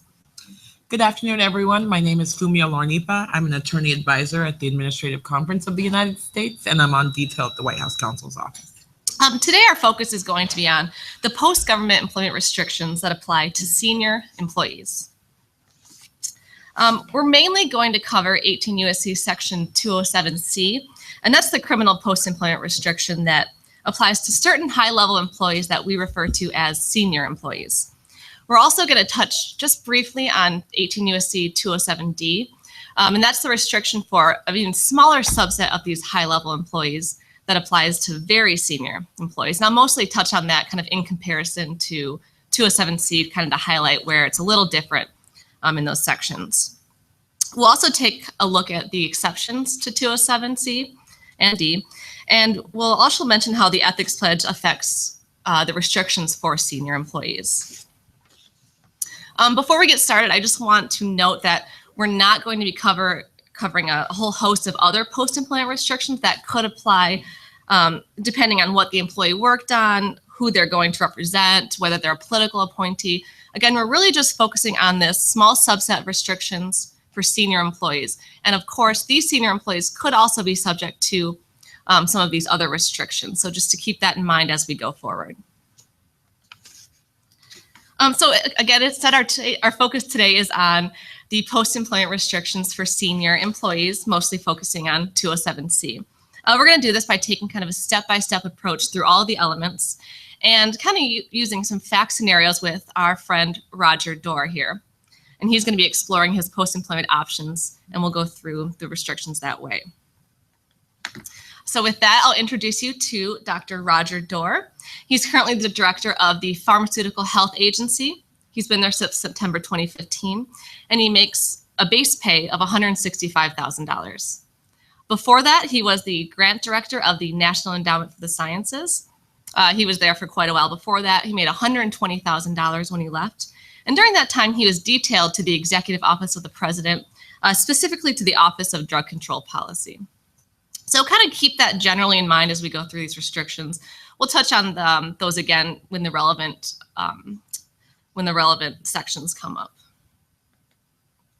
Now, our friend Roger has some post-employment options, and the one he's come to you with is he wants to work for the Pharmaceutical Affairs Group, which is a small governmental relations firm where he's going to have a number of different types of clients who want him to do a lot of different types of activities. So he's come to the ethics officials, all of us in the room, to kind of figure out what he can do for these new clients and what his restrictions are going to be once he leaves government. Now, obviously, to take a step back and give everyone a high-level view of 207, we're always going to want to figure out which provisions of 207 are going to apply to Roger and to all of our employees. There are 6 substantive provisions that apply to executive branch employees who leave government service. You're always going to want to start at the top. 207A1 is a permanent bar on switching sides on the same party matters you worked on in government. This restriction applies to all government employees regardless of their rank. So that's always a good one to start with. It's very easy to advise on. Don't switch sides on the same things you worked on. And again, that's obviously something we'll want to cover with Roger. We won't touch on it in this course today because our focus again is on a discrete section of 207. But tomorrow, there is a section, I think at this time tomorrow, covering A1 and A2. In addition to A1, there's also a restriction that applies to all employees who have subordinates. That's also a bar on switching sides on the same party matters that were pending, pending with under their subordinates in the last year. So for someone like Roger, who is a director of his agency, everyone at his agency is his subordinate. And so there's a lot of party matters that he's going to be restricted from communicating back to the government on. There's also a bar on communicating back on issues related to ongoing trade or treaty negotiations. That's going to be obviously limited to those employees who actually worked on an ongoing treaty negotiation. For our sake today, we'll say Roger didn't do that, but something to keep in mind to ask the employee if they worked on any of those types of matters before going on to the next provision. And the next one, this is a big one we're focusing on today, is 207C. This is the cooling off period for former senior employees. So in addition to the restrictions of A1 and A2, which again could apply in any case, some employees are going to have an additional cooling off period based on the level of the employee. And basically 207C is going to bar senior employees from representing others before their former agency for a period of 1 year. Now, a subset of these high-level employees are instead considered very senior employees. And these employees are going to be subject to a 2-year cooling off bar in 207D. Now, for these high-level employees, you're one or the other. You can't be both a senior and a very senior employee. So it's very important to figure out what type of employee you are before advising on those restrictions. And these senior and very senior employees are also going to have some restrictions if they're going to be representing a foreign entity when they leave. And those restrictions are identified in 207F. Of course, there's a number of exceptions in 207J that we'll cover. But again, the focus today is on 207C. So basically 207C restricts a former senior employee from knowingly making, with the intent to influence, any communication or appearance before an employee of the agency or department in which they served in any capacity during the 1-year period prior to terminating senior service on behalf of any person except the U.S. and in connection with any matter in which the former employee seeks official action by an employee of that agency. And that bar goes for 1 year. So let's break those elements down. So Roger has a team of lawyers and government ethics experts who are going to help him figure out if he's subject to the restrictions under 207C, and I, for one, think he's in good hands.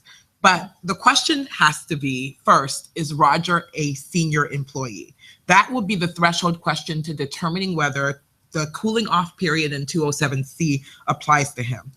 So just a show of hands, how many people think, based on this fact pattern, that Roger is a senior employee? How many people think he's not? Okay, why don't we take a look at what we need to look at to determine whether he's a senior employee. So a person is a senior employee if they make at or above 86.5% of the pay level for level 2 on the executive schedule. For calendar year 2016, that magic number is $160,111.50. If he makes, it's very specific. If he makes at or above this level, that would be the triggering number. However, this number changes every year, and the Office of Government Ethics issues a legal advisory on their website reflecting the update. How most employees within government fall under this 207 restriction is based on their salary. And indeed, because Roger makes above $160,111.50, he is in fact a senior employee and therefore subject to 207C. In order to determine this, an individual may also become a senior employee through other means, such as being in a position listed on the executive schedule, for example, under uniform service grades, or being appointed to a particular position by the president or vice president. Question? Why aren't you considering the possibility that he was very senior? This initial question, and we will go through the hypothetical, but the initial question is whether or not he's a senior employee. That's a good question, though. Why? How are we sure he's not going to be a very senior employee based on the pay? And the reason is it's very specific. It's if you be paid at the rate of pay for an exec level 1 position, which I believe, I don't have the number here in front of me. $203,700 exactly to be a very senior employee. That's the number you have to be. So Roger is only at $165,000. We know because he doesn't make that exact amount, he's not a very senior employee. That is a good question because I said a subset of these senior employees are considered very senior. Now that we've established that Roger is a senior employee and he's subject to the prohibitions under 207C, we'll have to determine exactly what he's barred from doing. So first, he's got this new position in the private sector at the Pharmaceutical Affairs Group. And they want him to do the following things. They want him to contact PHA, his former agency, concerning the client's ongoing investigations. They want him to attend events and parties, attend PHA meetings with clients, and prepare reports for clients on pharmaceutical compliance issues that the client will then want to present to PHA. Let's decide whether any of these activities would be prohibited under the 207 restriction. So first, contacting PHA concerning ongoing investigations. How many people think this would be prohibited under 207C? Good. So this is prohibited because it is a communication or appearance that is barred under 207. So a communication can be anything orally, in writing, or through electronic transmission. So the question is not necessarily how he communicates, but the fact that he's communicating back to his former agency on behalf of his client. 207 restrictions will depend on the substance of the communication, which we'll talk about in a minute. The next thing is attending PHA meetings with clients. How many people think this is something that he would be restricted? Okay. For those who answered yes, it in fact is a restriction. So an appearance under the statute extends to a former employee's mere physical presence at a proceeding where the circumstances make it clear that he or she is in attendance with the intent to influence. So, for example, here, by attending PHA meetings with clients as a former employee of PHA, it is clear that his attendance is there to influence or affect his former agency. Now, to be clear, it's not always the case that physical presence would determine it. For example, let's say he just had a personal interest in this meeting and came by himself. That wouldn't trigger it, but there are a lot of factors that have to be taken into consideration. In this case, it does pose a potential problem that he's attending with his clients. Question? I don't see how attending clients makes a difference if he's attending on behalf of his employer. If he just goes by himself because his employer sent him there to go, I don't see how that's any different. Well, I mean, he's definitely making an appearance. I'm sorry.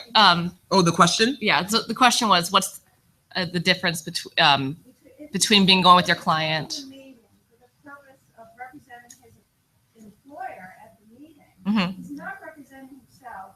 He's not there in his personal capacity. So I don't see why that would not be prohibited.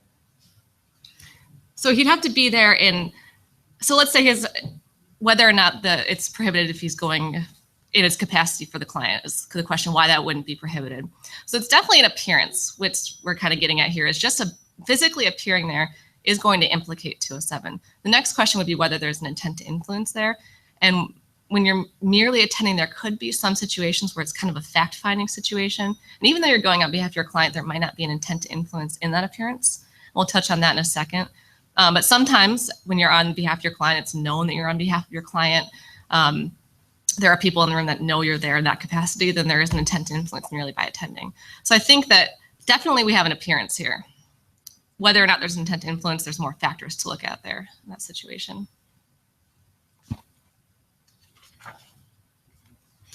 The next thing they would like him to do is prepare reports for clients on pharmaceutical compliance issues that then the client will present to PHA.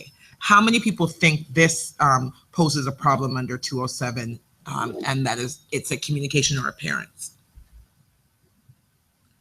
Okay. That's a good question. That's a great question. And that's actually where and the question was, does he sign it? Yeah, that's actually where the details really matter in these type of situations. So if he's purely preparing the report for the client and then he gives it over to the client for them to present, it's probably not a restricted activity under 207C. And that's because that's considered behind the scenes assistance, which is not prohibited. So if he's advising or aiding his new employers, as long as he's not directly making the communication back to the agency, then it wouldn't be prohibited.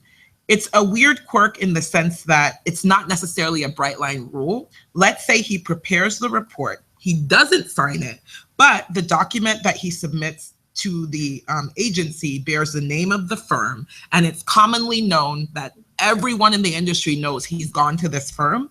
There could be the potential problem that he is providing more than just behind the scenes assistance, because in that situation, if everyone knew that he worked there and they knew that he was the author of the report, the fact that his name is not on the report doesn't necessarily mean that he's not in violation. Okay, so we've determined that a number of his activities that he wants to partake in are going to be considered appearances or communications before the government. So that's implicating 207. But those are not restricted unless there is an intent to influence the government. So we have to next determine whether any of these appearances or communications are intended to influence an official government action. So for this element, there must be just some possibility for agency discretion or for potential controversy, but the threshold is very low. So if Roger is just going to call PHA concerning his client's ongoing investigation, and he wants to complain about their investigatory methods, who thinks that there might be an intent to influence in this case? Seeing a lot of hands. Who thinks there wouldn't be an intent to influence? There would. I think most people think there would be. And I think that's the case. I mean, he's making this call to complaining, and underlying that complaint, I think he wants them to maybe be faster about the investigation or to improve it in some way. And there's like an underlying controversy here for the purpose of influencing the government matters. I think that's very clear if he's calling up to complain about that. There would be a communication with the intent to influence. But what if he's just calling to ask about the date of his client's hearing? Who thinks there's an intent to influence there? Seeing a lot of shaking heads, no. Generally, routine requests like this, where he's just merely asking for factual information, would not contain an intent to influence. But we have to be careful, because the second he says, well, can you move it up for another week, then you start getting into this element of dispute where whether or not they should move it up, and he's trying to use his influence there. So again, merely these ministerial contacts are okay, but those are so limited that you have to be very careful of not going above and beyond that. All right, what about if Roger, which is a great perk of his job, is attending cocktail parties with PHA employees there, but no one's talking shop? Is that a concern whether he's making contacts with his former employees? I'm sorry, can we go back a slide a second? So if you're calling and saying, can I get a copy of the report? You have it on your website. It's in Adobe 2012, but our software is old. Could you send that to me in an email in Adobe 2010? Are they crossing that line there because they're asking you to sort of change your business, or is that so ministerial that it's okay for them to make that record? So the question was, what if you called up and asked for a document and you want it in a new form, or you don't have the old Adobe and you need the new format? And it's kind of not the usual, I guess, way they're doing it. Right. I think, that's kind of a routine request. I think that anyone could call up and ask for that. And it's not really asking for them to do, there's not really an element of dispute there whether or not they could do it. I guess if you're calling to maybe change your procedures and how you respond to requests like that, maybe there's an element of dispute there. But I think that's so ministerial that arguably there wouldn't be an intent to influence. But back to Roger's, the cocktail party where no one's talking shop, but he is making communications with his former employees. Who thinks that this is going to be problematic for him? Why do you think so? First off, the likelihood that anybody's not talking shop is pretty slim, but the potential for any number of comments or conduct or issues to come up in the course of that cocktail party that are either related to employment or related to past employment of the client or the issue. I just think it's too much potential. Yeah, so that's a great comment. The likelihood that even though they claim they're not talking shop, that it's going to come up at some point could be problematic. And I think purely social contacts, if it really is, you're not talking about your work at all, trying to talk about any government matters, that is okay. But as you said, what's the likelihood when you're in a room full of your old employees and everyone tends to start talking about their jobs at one point or another? And most parties. So again, just making those purely social contacts is okay, but if it does turn into talking about certain matters that they're trying to maybe potentially influence the government on, it doesn't matter that the location is a party. It's the fact that you're making these communications to the employee, and once those turn to more than just purely social contacts, then you could have an intent to influence there. I'm trying to keep straight as you go through these questions, whether the question is arising before the event or you're assessing it after the event. Yeah. But you don't know when you get an invitation to such an event. Yeah. What people are going to talk about. Yeah, that's right. So I think that's another point to be very careful, because if you come to us and say, oh, it's just a party, no one's going to be talking about it. It's not the point of the party. It's just a cocktail party. We could advise them that purely social contacts are okay, but then you'd probably want to warn them about the potential, even though it's not the purpose of the party. So I'm not looking at it necessarily after the fact. I'm saying in advising, purely social contacts are okay, but it's hard to actually rely on that. Yes. That's right. Yeah, it could be he's just going as it's in a retirement party or something. Yeah. Yeah. That's another element that, these communications have to be, and we'll see this in a second, on behalf of the private entity, his new employer, his new client. So that is an element that has to be met. He's going in his personal capacity, not as an agent of anyone, then obviously that would be a different, in this situation, that's part of his clients are pretty much asking him to go to these parties. And in that case, it would be hard to yeah. Yes, it would depend. Yeah. Okay. We've been telling people to absolutely, they can come back for a retirement party, but don't even talk about their own job just in a general, do you like it, do you not like it? Mm-hmm. Not, in other words, not so much representing or on behalf of a client, but just we've been telling them, don't talk about anything business oriented. Is that too restrictive? And the question was whether it was too restrictive to advise someone who's coming back even just for a retirement party not to talk about their job at all. And I think that when we're advising, we can recommend going a little bit further with maybe sharing the knowledge that it might not be exactly a violation, but to make sure you're not blurring the lines. I think that's okay to advise that if you wanted to. If they push back, then you might need to kind of tailor the advice a little bit. I just like to comment on the question. So one of the things I always ask people to consider is, are you going, in a personal capacity to this retirement party? You're not going to represent your employer. You're going on your own behalf because this is a former colleague. Mm-hmm. So the 207C doesn't work in that instance because you're there. You're not acting on behalf of Right. the All right. So I think it is very fact specific in what capacity he's going. Sometimes parties, a retirement party is pretty clear what kind of capacity you're going in. Other kind of parties, it's not so clear. People are going as employees or as representatives of their clients. So I think it would depend. Okay, what if Roger was going to attend a PHA meeting with his clients? Now, this meeting is small and informal. It's non-public. He's being introduced as the client's compliance and governmental affairs advisor. He is the former director of PHA, and there's going to be former subordinates there, and he is paid a fee for attending. There's a lot of factors to determine whether or not merely appearing and attending a meeting is going to involve an intent to influence. And a lot of these combined in this situation might make us think that his appearance merely without saying anything would be made with an intent to influence. And that's because he's clearly given authority to make decisions and make comments on behalf of his client. His presence in a small meeting like this where he is the former head of the agency, that's pretty prominent. And if someone came in that was the head of your former agency, you would notice him in the meeting. You would take that to mean they're there for a reason. Again, it's before his former subordinates, and he's there, he's being paid to make that appearance. He's not kind of there just in the interest of the client. He's actually being sent there to attend. So in that kind of situation, this type of meeting, even though he's not saying anything, would invoke 208. What's the subject of the meeting?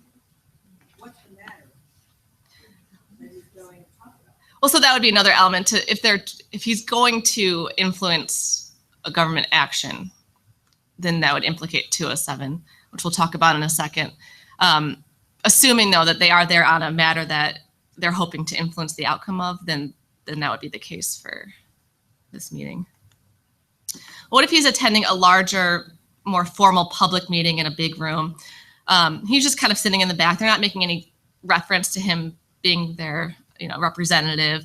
He's just observing in the back. But again, he is the former director, and there are possible subordinates in the room. Who thinks in this case there might be an intent to influence element meant? Still possible. Yeah, I think you really need to weigh the elements here. Less likely in this situation that there's an intent to influence because he's kind of inconspicuous in the event. There's very little to identify him with the client in this situation. He's kind of there for informational purposes. So arguably there might not be an intent to influence him merely attending in this type of situation. But I think you got to consider whether the former director has such a prominence that anywhere they're going, they know who his clients are. Maybe there would be an intent to influence. So I think it depends on the type of employee we're looking at, really what kind of meeting this is, if it's truly a huge auditorium or is it really more like a setting like this. So again, there's factors laid out in our 2641 regulations that kind of speak to whether just the mere appearance invokes intent to influence. The next element is that the 207 restrictions, 207C restrictions, apply to representations before the employee's former agency. And so that is any agency that they served as a senior employee in the 1 year prior to terminating senior employee service, in addition to any agency they served in the 1 year, even if they weren't a senior employee. So for Roger, he left his senior employment in, I guess, this month. And within the last year, he was both a senior employee at PHA and a regular employee at NES within the 1 year period.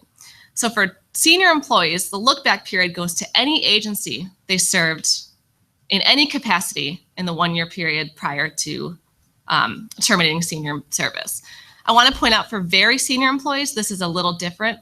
The restriction only goes back to those agencies in which they served as very senior employees.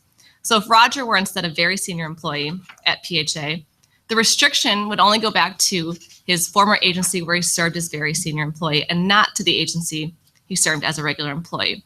So in some ways, 207C is a little broader where it's hitting all those other agencies where he's not a senior employee.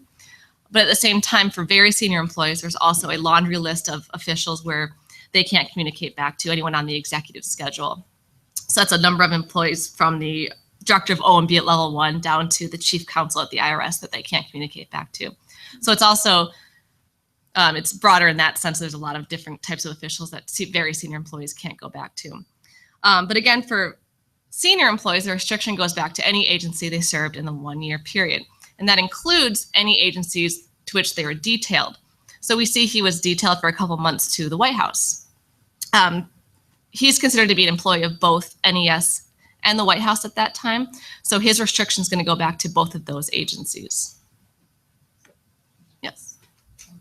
Trying to clarify. So it is specific to the agency or agencies within that period. It's not any federal. That's right. So the 207C restrictions, unlike 207A, are specific to the agencies they served in the last year. And for senior employees, it's any agency in the 1 year period after, from the 1 year period, they terminate senior employee service. For 207A, in contrast, it could go back to any agency. So a couple of fact patterns to display this. Let's say Roger is going to meet with officials at the Department of Health and Human Services. Is this going to be an issue for Roger? I'm hearing no's, and I think that's right. He could meet with HHS because he didn't work at HHS in the last year from when he terminated senior employee service. It's not his former agency. So there is no restriction on him from going back to HHS, assuming it's not on a party matter he had worked on. Yes?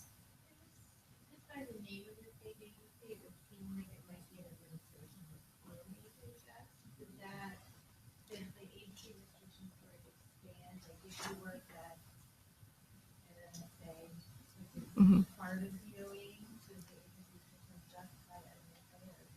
That's a great question. The question was by the name of our agency, our fake agency. Sounds like it could be kind of a component of HHS and whether or not the restriction would expand to all the components. And it depends on the agency because some agencies have component designations where they have set out different components where, say you worked at Department of Navy, your restriction wouldn't go back to the Defense Intelligence Agency, for example. That would be a different component within DoD, and the restriction doesn't hit all the components. But they have to do that by regulation with OGE, and they're all set out in 2641 Appendix B, I think. So in this case, we'll say that PHA is a standalone agency, but if it were part of HHS, we'd want to see whether or not HHS said that was a separate component, or if everyone, or every component is included in this restriction back to the former agency. So that is depends on the agency again. What if he's at the meeting at HHS and there's a PHA employee who's detailed to HHS in attendance? Any thoughts on that?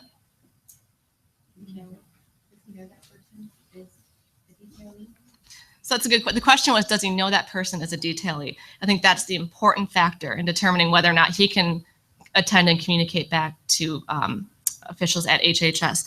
And that's because employees of his former agency who are detailed to HHS are still considered employees of PHA, even though they're technically acting in a capacity as an HHS official. They're really employees of both. And if he knows that person is a PHA employee detailed there, then it would be a communication back to his former agency, even though it's kind of counterintuitive because when you're in detail, you're technically supposed to be acting in that capacity as an HHS employee. So in this case, assuming he knew, he recognized the person, knew they're out there on detail, he wouldn't be able to meet with the HHS officials.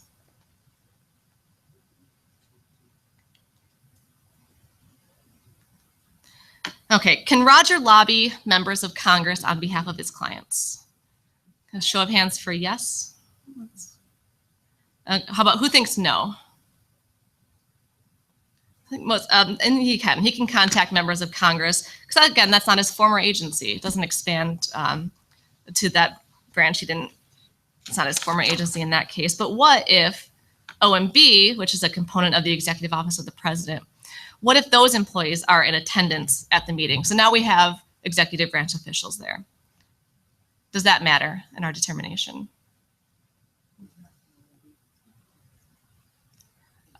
I heard it's not OMB. He's not from OMB. Okay, so the comment was he's not from OMB. It's not his former agency.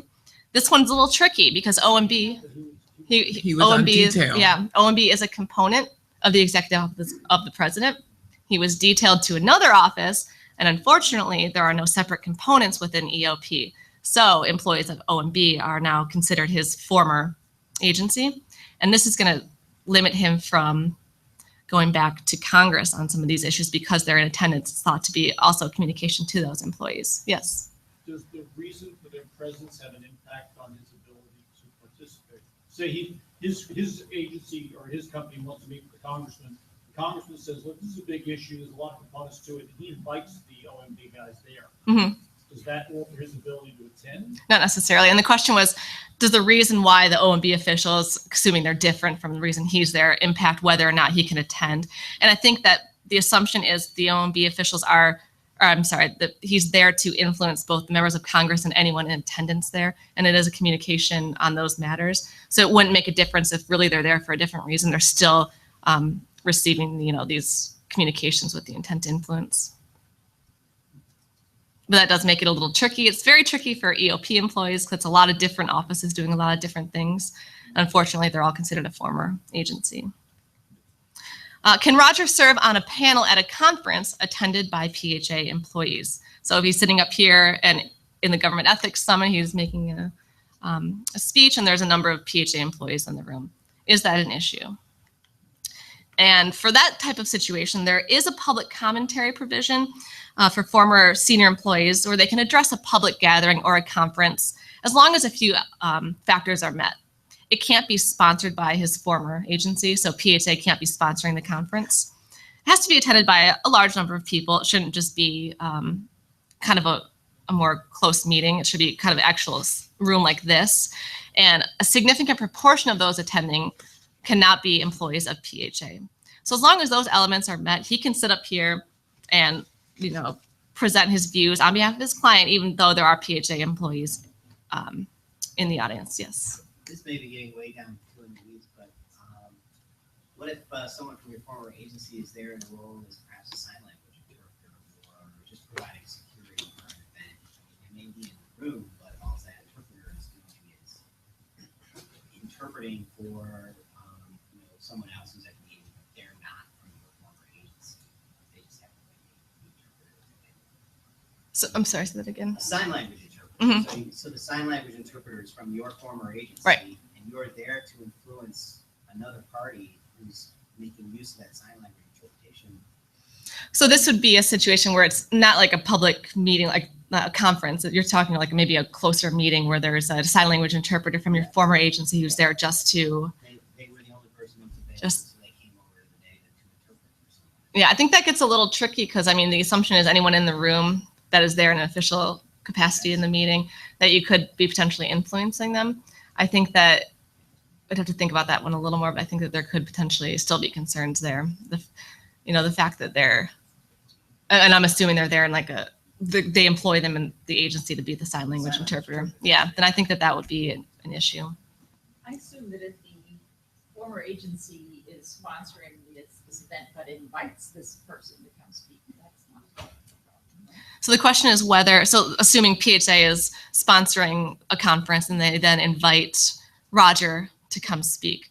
So I guess it's the question of what are they inviting Roger? Are they inviting him? Is he appearing as on behalf of his clients, or is he coming back for like kind of an alumni day to talk about his days at PHA? If they have, you have industry representatives, Mhm. and he's representing his. Yeah, so if Roger's there to represent his clients, I think it wouldn't fit into this public commentary exception.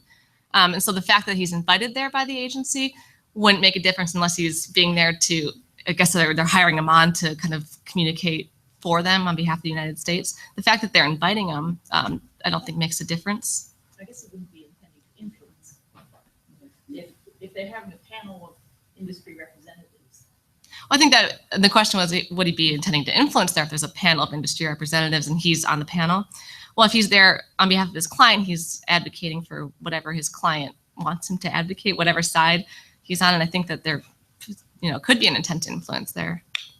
So if they wanted to invite that industry, they'd have to ask somebody else from that organization. Yeah, so and the question was if they wanted to invite someone from that industry, they'd probably have to ask someone else. I think that's true. I think that's a tricky, the person, you want to bring them back, but if they're coming on behalf of their clients, then they're there on their behalf to influence a government matter, assuming the subject matter, of course, which we'll get in a second, would be covered here. And I think there was a question in the back. Yes, well, I may be anticipating the next slide then. I guess my question is whether, doesn't it matter whether the matter that the former employee is addressing is a matter within the jurisdiction of the former agency, or at least in which the former agency is somehow involved. In these examples where you're going to use a congressional book, for example, say he's going to go lobby for an increase in the NIH's budget, and PHA sends its summer interns to the meeting just as an educational opportunity. Mhm. They have nothing to do with the NIH budget. Is he intending to influence them at that meeting? Yes, you're kind of reading our minds. We'll go on to the next two slides. We'll kind of cover that. And the question was, doesn't matter just to kind of summarize it, doesn't matter what the matter is that's being discussed, I guess. And we'll talk about what that would cover in a few slides. And I'm going to turn it over to Funmi. Before we talk about matters, one additional element of 207C is that a former employee must be making the communication or appearance on behalf of another person or entity. And the on behalf of another is triggered when the former employee is acting as the other person's agent or attorney, or when they're acting with the consent of the other person or entity, either expressed or implied consent.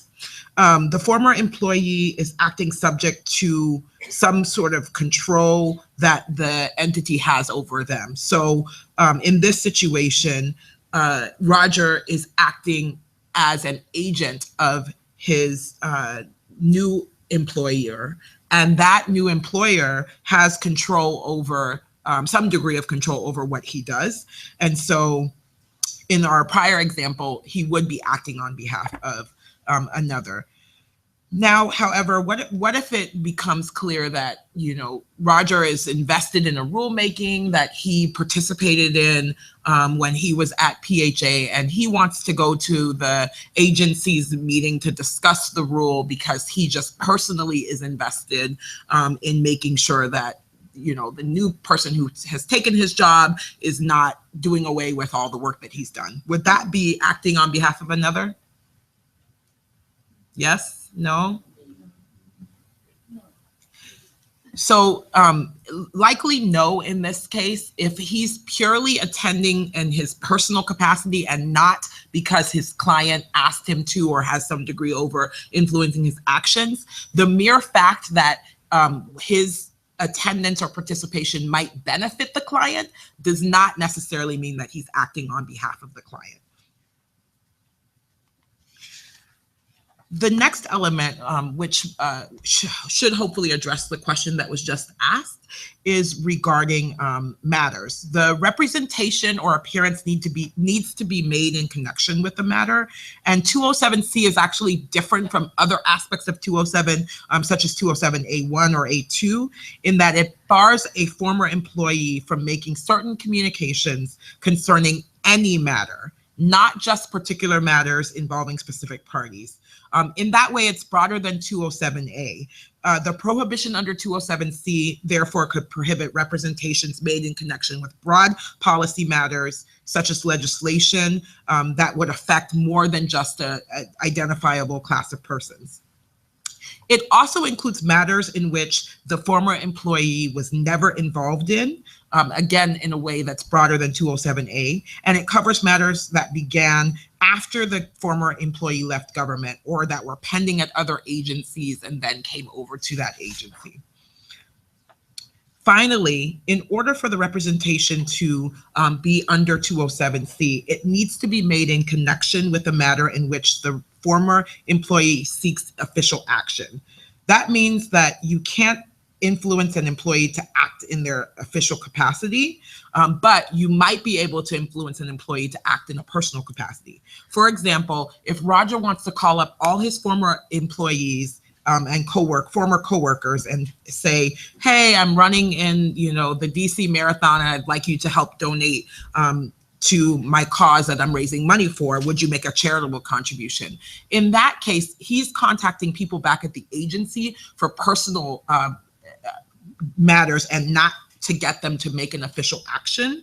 But he couldn't do the same thing. Let's say his new government group is hosting a charity fundraiser and he calls on behalf of the government group to raise money from former colleagues of his, he couldn't. And that's where the difference is. It really has to be trying to get them to make an official action on behalf of your employer. Did that answer the question in the back? I think so. It just sort of I wondered then about a bunch of the hypotheticals that we talked about. You have the detailee who is at another agency and their home agency has nothing to do with the matter. Yeah. Yeah, but you're still seeking of official government action in that case. I think that I don't think that would make a difference necessarily, that it's not within the subject matter of the former agency. That's exactly right. Because it's a broad restriction, it involves any matters at the former agency, including those that were not worked on by the employee.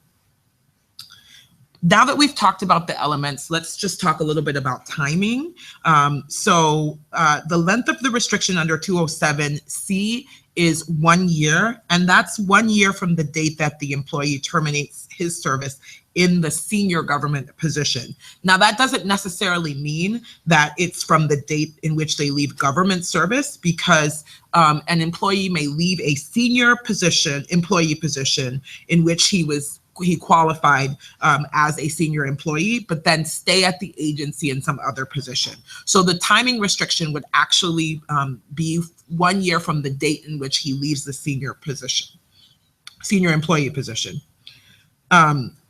So for example, with Roger, let's say he has this 1-year prohibition. It would be starting from the time that he left the director position, because that director position was the senior position. You'll want to check though to make sure that and find out whether or not the employee is covered by the ethics pledge under the executive order signed by President Obama.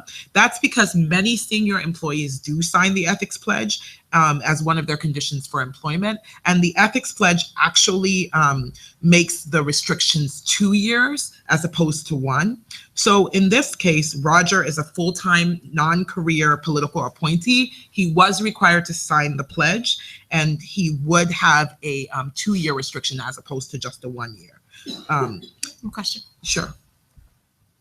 Does that mean that for the 2-year period, I'm just wondering whether you can expand a criminal provision to be applicable in that second year? They just can prosecute somebody for into the second year if they're really only covered by the 1 year. So the question is whether you can expand the criminal prohibition in 207C to that second year required by executive order. And the first year is criminal, the second year is a violation of the executive order. They're not expanding the criminal part of it, but it's everything else is the same. They've moved all the restrictions, all the elements to that second year. But if they were to violate it, it would be a violation of the executive order, not the criminal statute. Before we move on, I just want to say a side note under 207D, which is for very senior employees, that restriction by statute is 2 years. So if Roger was a very senior employee and he violated the statute under in the second year, as opposed to under the ethics pledge, he would actually be subject to the criminal. So, you're at the White House. Has that ever come up? The violation. Violation of the ethics pledge? I'm curious what the What the sanction. what the repercussions. And so the question was, what happens if they do violate it? What are the repercussions? And I think you answered the question. You know, and there's a provision in the ethics pledge itself that talk about enforcement proceedings. It could be a civil action brought by the Attorney General. Liquidated damages, termination, or what? He's already retired. Right. Yeah, I mean, there's a provision. I don't know exactly off the top of my head, but there's a provision, for example, a debarment. So we couldn't communicate back to the government. So I don't know. Yeah, I don't know exactly off the top of my head any examples of that. Yeah, I'm not aware in the time that I've been there any examples either. But certainly the restrictions in the ethics pledge provide for a remedy for the government should they choose to. Okay, just looking at his timeline with respect to what we just discussed, that same timeline would note that under 207C, from the date that he left PHA as a director and extending back 1 year, the restrictions would cover all the agencies that he worked at, which would include his time at the White House and PHA, since he was on detail there. And then because he's a pledge signer, the restrictions also add 1 additional year under the ethics pledge. Okay, so for Roger, we've determined that a lot of these communications that they wanted to make are going to implicate our restrictions under 207C. So of course, our next question is going to be, well, can you use any of these exceptions set out in 207J? And so we'll want to check and see whether any of these apply to the proposed activities that he wants to do. It should be noted that these exceptions alleviate only some of the post-employment prohibitions. They're not comprehensive, and some he could qualify for 2 at the same time. It really just depends on the subject matter that he's going to be communicating on in some cases, and other times who he's going to be representing. So it depends on who his client is. And I think the exceptions kind of fall within 2 broad categories. We have our content specific exceptions that really focus on what you're going to be saying to your former employee. It doesn't matter who you're representing, it's kind of what the content of your communication is and whether or not you can use an exception based on that. There are also content neutral exceptions that are much easier to use because they really just focus on the type of entity you're representing, the status of the employee, and other non-content based criteria. So again, it's not looking at what you're going to say, it's basing it on who you're representing, whether or not you could qualify for this exception. And we'll go through examples of both of these, and you'll see how difficult these content specific ones can be as compared to content neutral exceptions.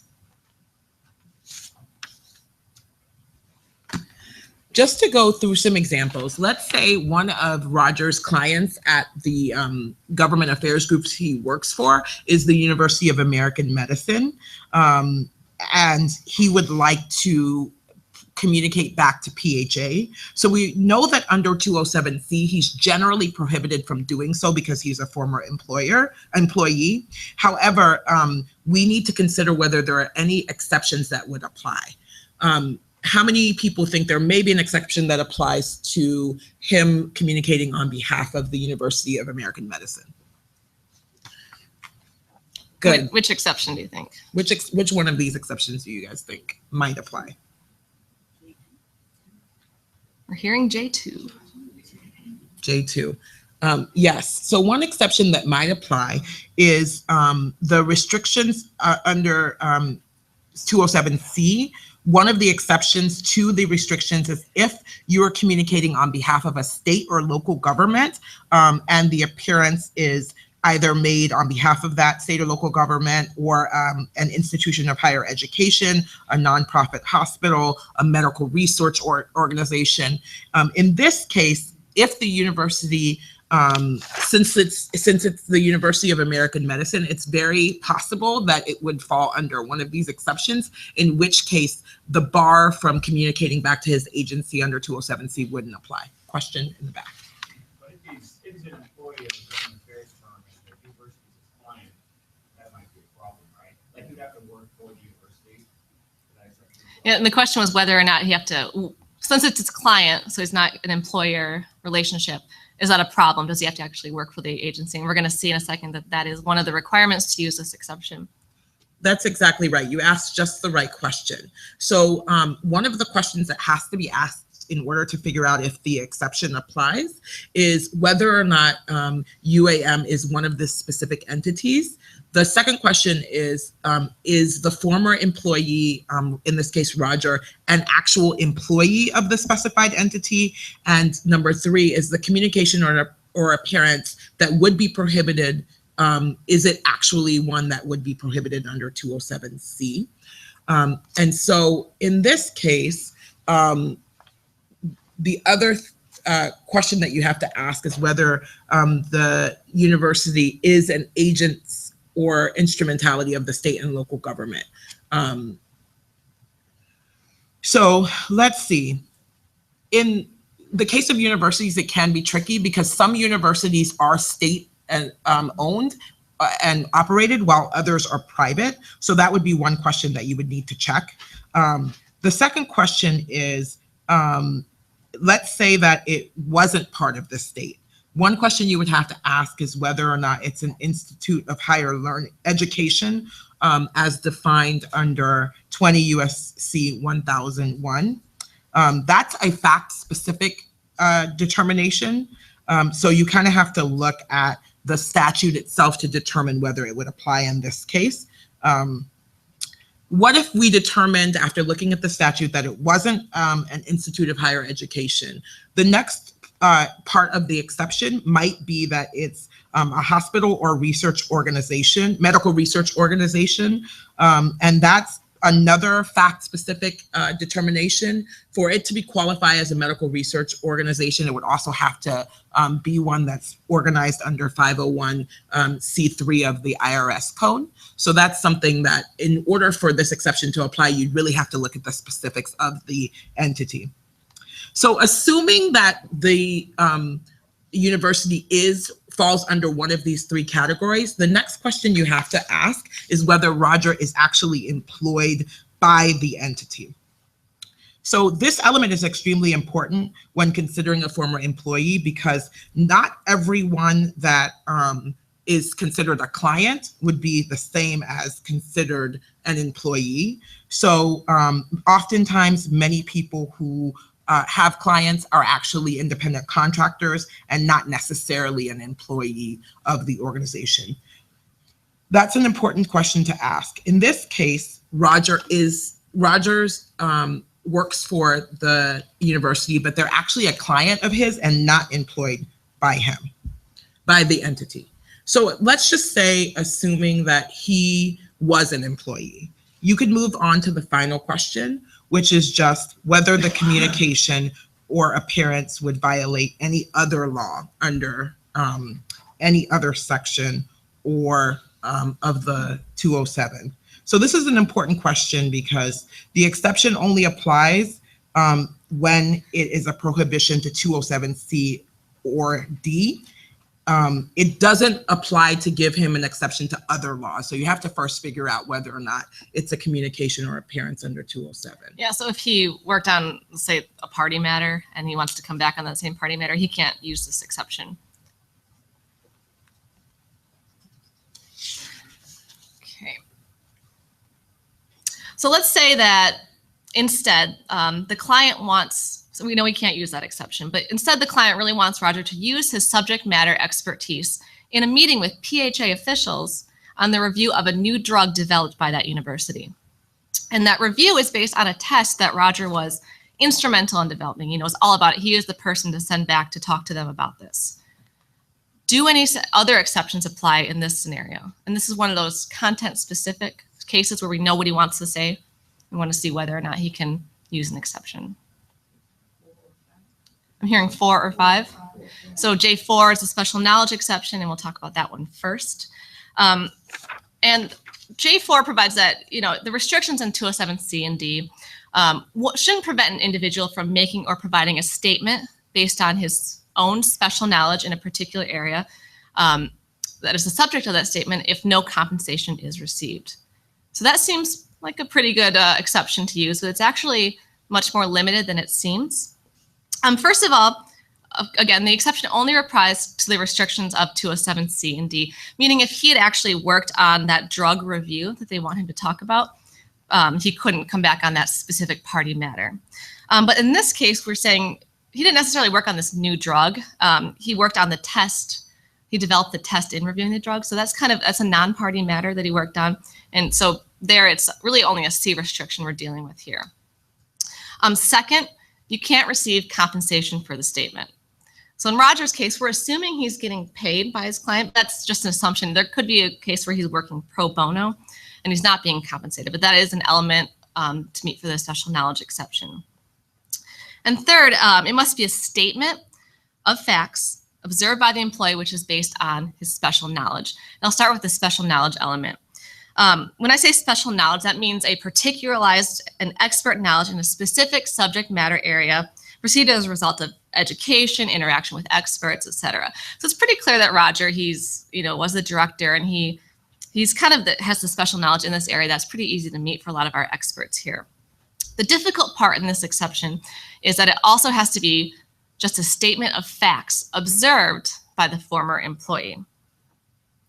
So this causes some confusion because you would read this exception initially to be kind of an expert witness type exception, when in fact it's more of a fact witness exception. You actually have to have observed the facts. And we know Roger was instrumental in developing the test, but there's no indication that he was there, reviewing the actual drug. He just developed the test. So he doesn't have that firsthand knowledge of the review, meaning it's not going to be a statement of fact observed by him. Now, of course, he could go in and talk about how he developed the developed the test that they're going to use on the drug, et cetera, but he can't come in and then opine on whether or not it should be applied in a certain way to the drug or how the outcome should be. So this is really limited. The special knowledge exception is only going to be limited to him providing background knowledge on that test. So this one might not apply in this situation, but the other one I heard was, and there's a question.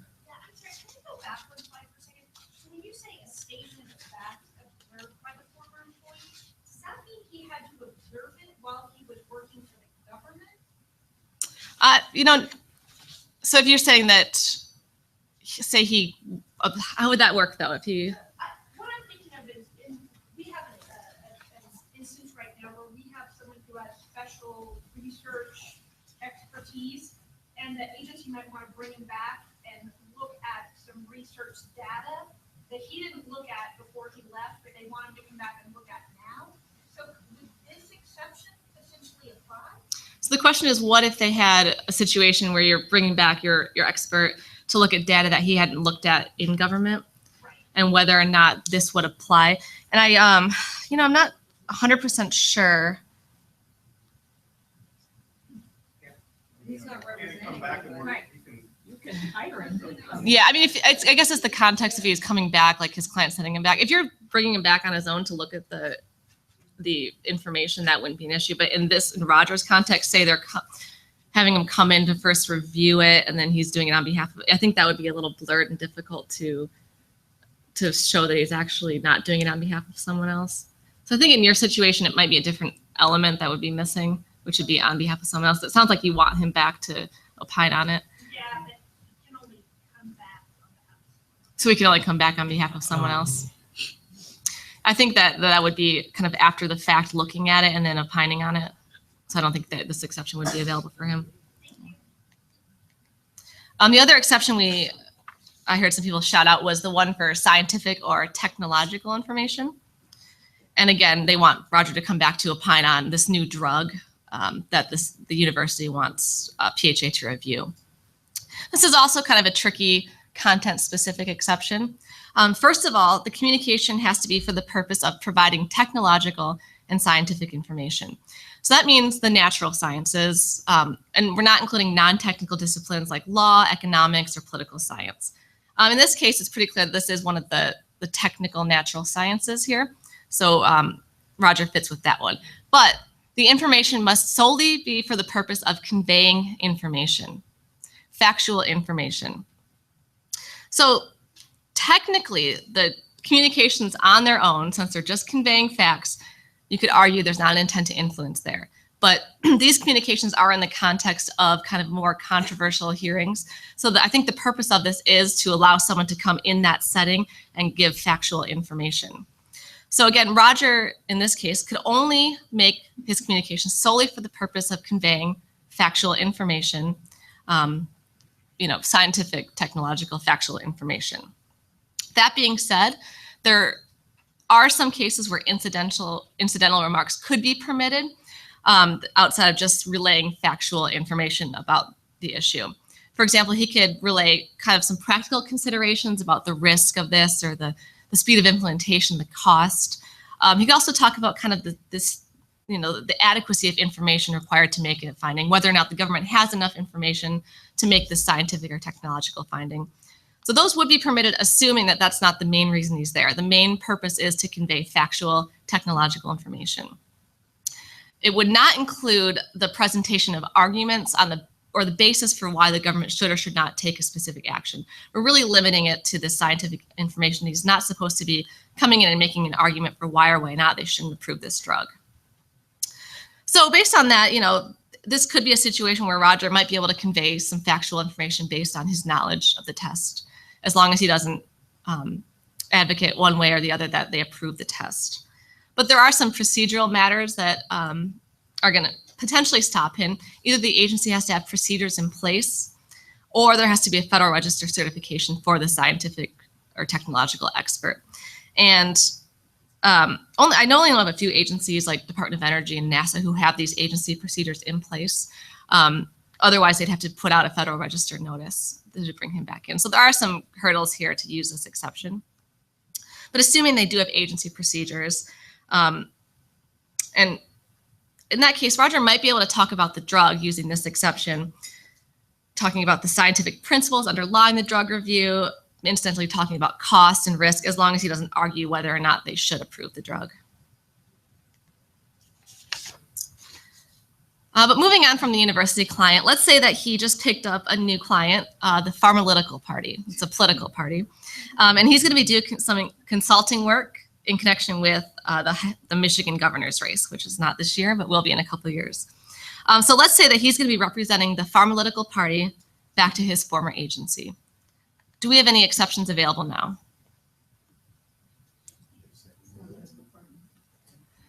So I'm hearing J7, the exception for representing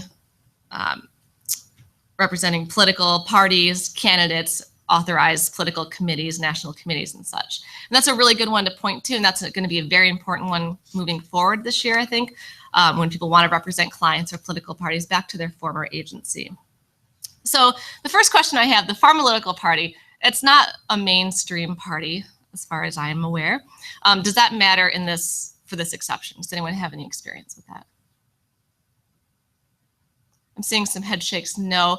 And it doesn't matter as long as they appear on a ballot in a state or local election, then they are considered a political party under this definition. And so he could potentially use this exception to represent the Pharmaceutical Party back to PHA. But there are some limitations, of course. Most importantly, and I think this is similar to the one with our university, the representation has to be made at a time when they're employed by only the political party or other candidates. He can't have other clients outside of the political world. So to use this exception, he has to really be employed only by a person like a candidate, an authorized committee, or someone who represents, aids, or advises only those persons described above, like a consulting firm that are advising only political parties. So it's really limited. He can't have his governmental relations firm and have other outside clients and also have the political party to use this exception.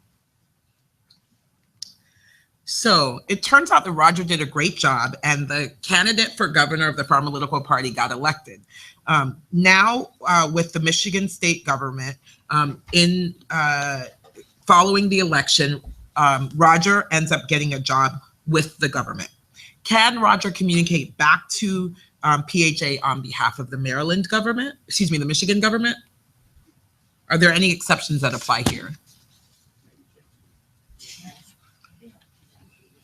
That's exactly right. So we saw a little earlier that the J2 exception actually involves instrumentalities or agencies of state or local government.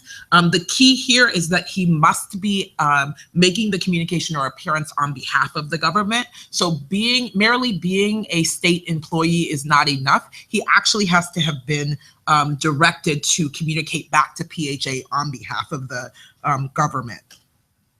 Now, what if Roger needs to speak to PHA employees about an issue that was pending under his official responsibility during the last year of his employment, which is prohibited under 207A2? Would he be able to do that? I think I heard no. That's right. So this exception does not extend to communications beyond prohibited under 207A. So the exception, all these exceptions in J are only exceptions to 207C. So the question was whether all of the exceptions are only applicable to the restrictions in 207C. I think you'll see from the chart that they apply, depending on the exception, apply differently. No, that's okay. It's very confusing, and some apply, some don't to A1. You'll see consistently C and D there's a lot of exceptions available for them. Whether or not it applies to these party matters will depend on the exception. And we see that the state and local government one doesn't apply to the party matters. So what about J1? Would that be an exception that applied? Yes, no, maybe? Can you see what it says? Yeah. So 207 J1 says that a former employee does not violate 207 if his communication or appearance is made on behalf of the United States, the District of Columbia, or as an elected official of a state and local government. Then they have to be an employee of that entity, not just representing. Well, under 207 J2, an employee acting on behalf of the state or local government, but actually under 207 J1, they have to be either an elected official acting on behalf of the state or local government or someone acting on behalf of the United States or the District of Columbia. So in this case, as an employee of the state of Michigan, since he's not an elected official, he would not qualify for this exception. If he was acting on behalf of the state of Michigan as an employee, he would qualify under J2, but not under J1. It's really important, sort of the details in these exceptions, in particular when and when they don't apply. So we've just covered a few of them today. There are more information about sort of all the exceptions and when they apply, both in the packet that's on the OGE website for this course, as well as the OGA website has a specific section on 207 exceptions. We'd like to thank you guys for attending. Here's our contact information if you ever have any questions or want to reach out to us. Thank you very much.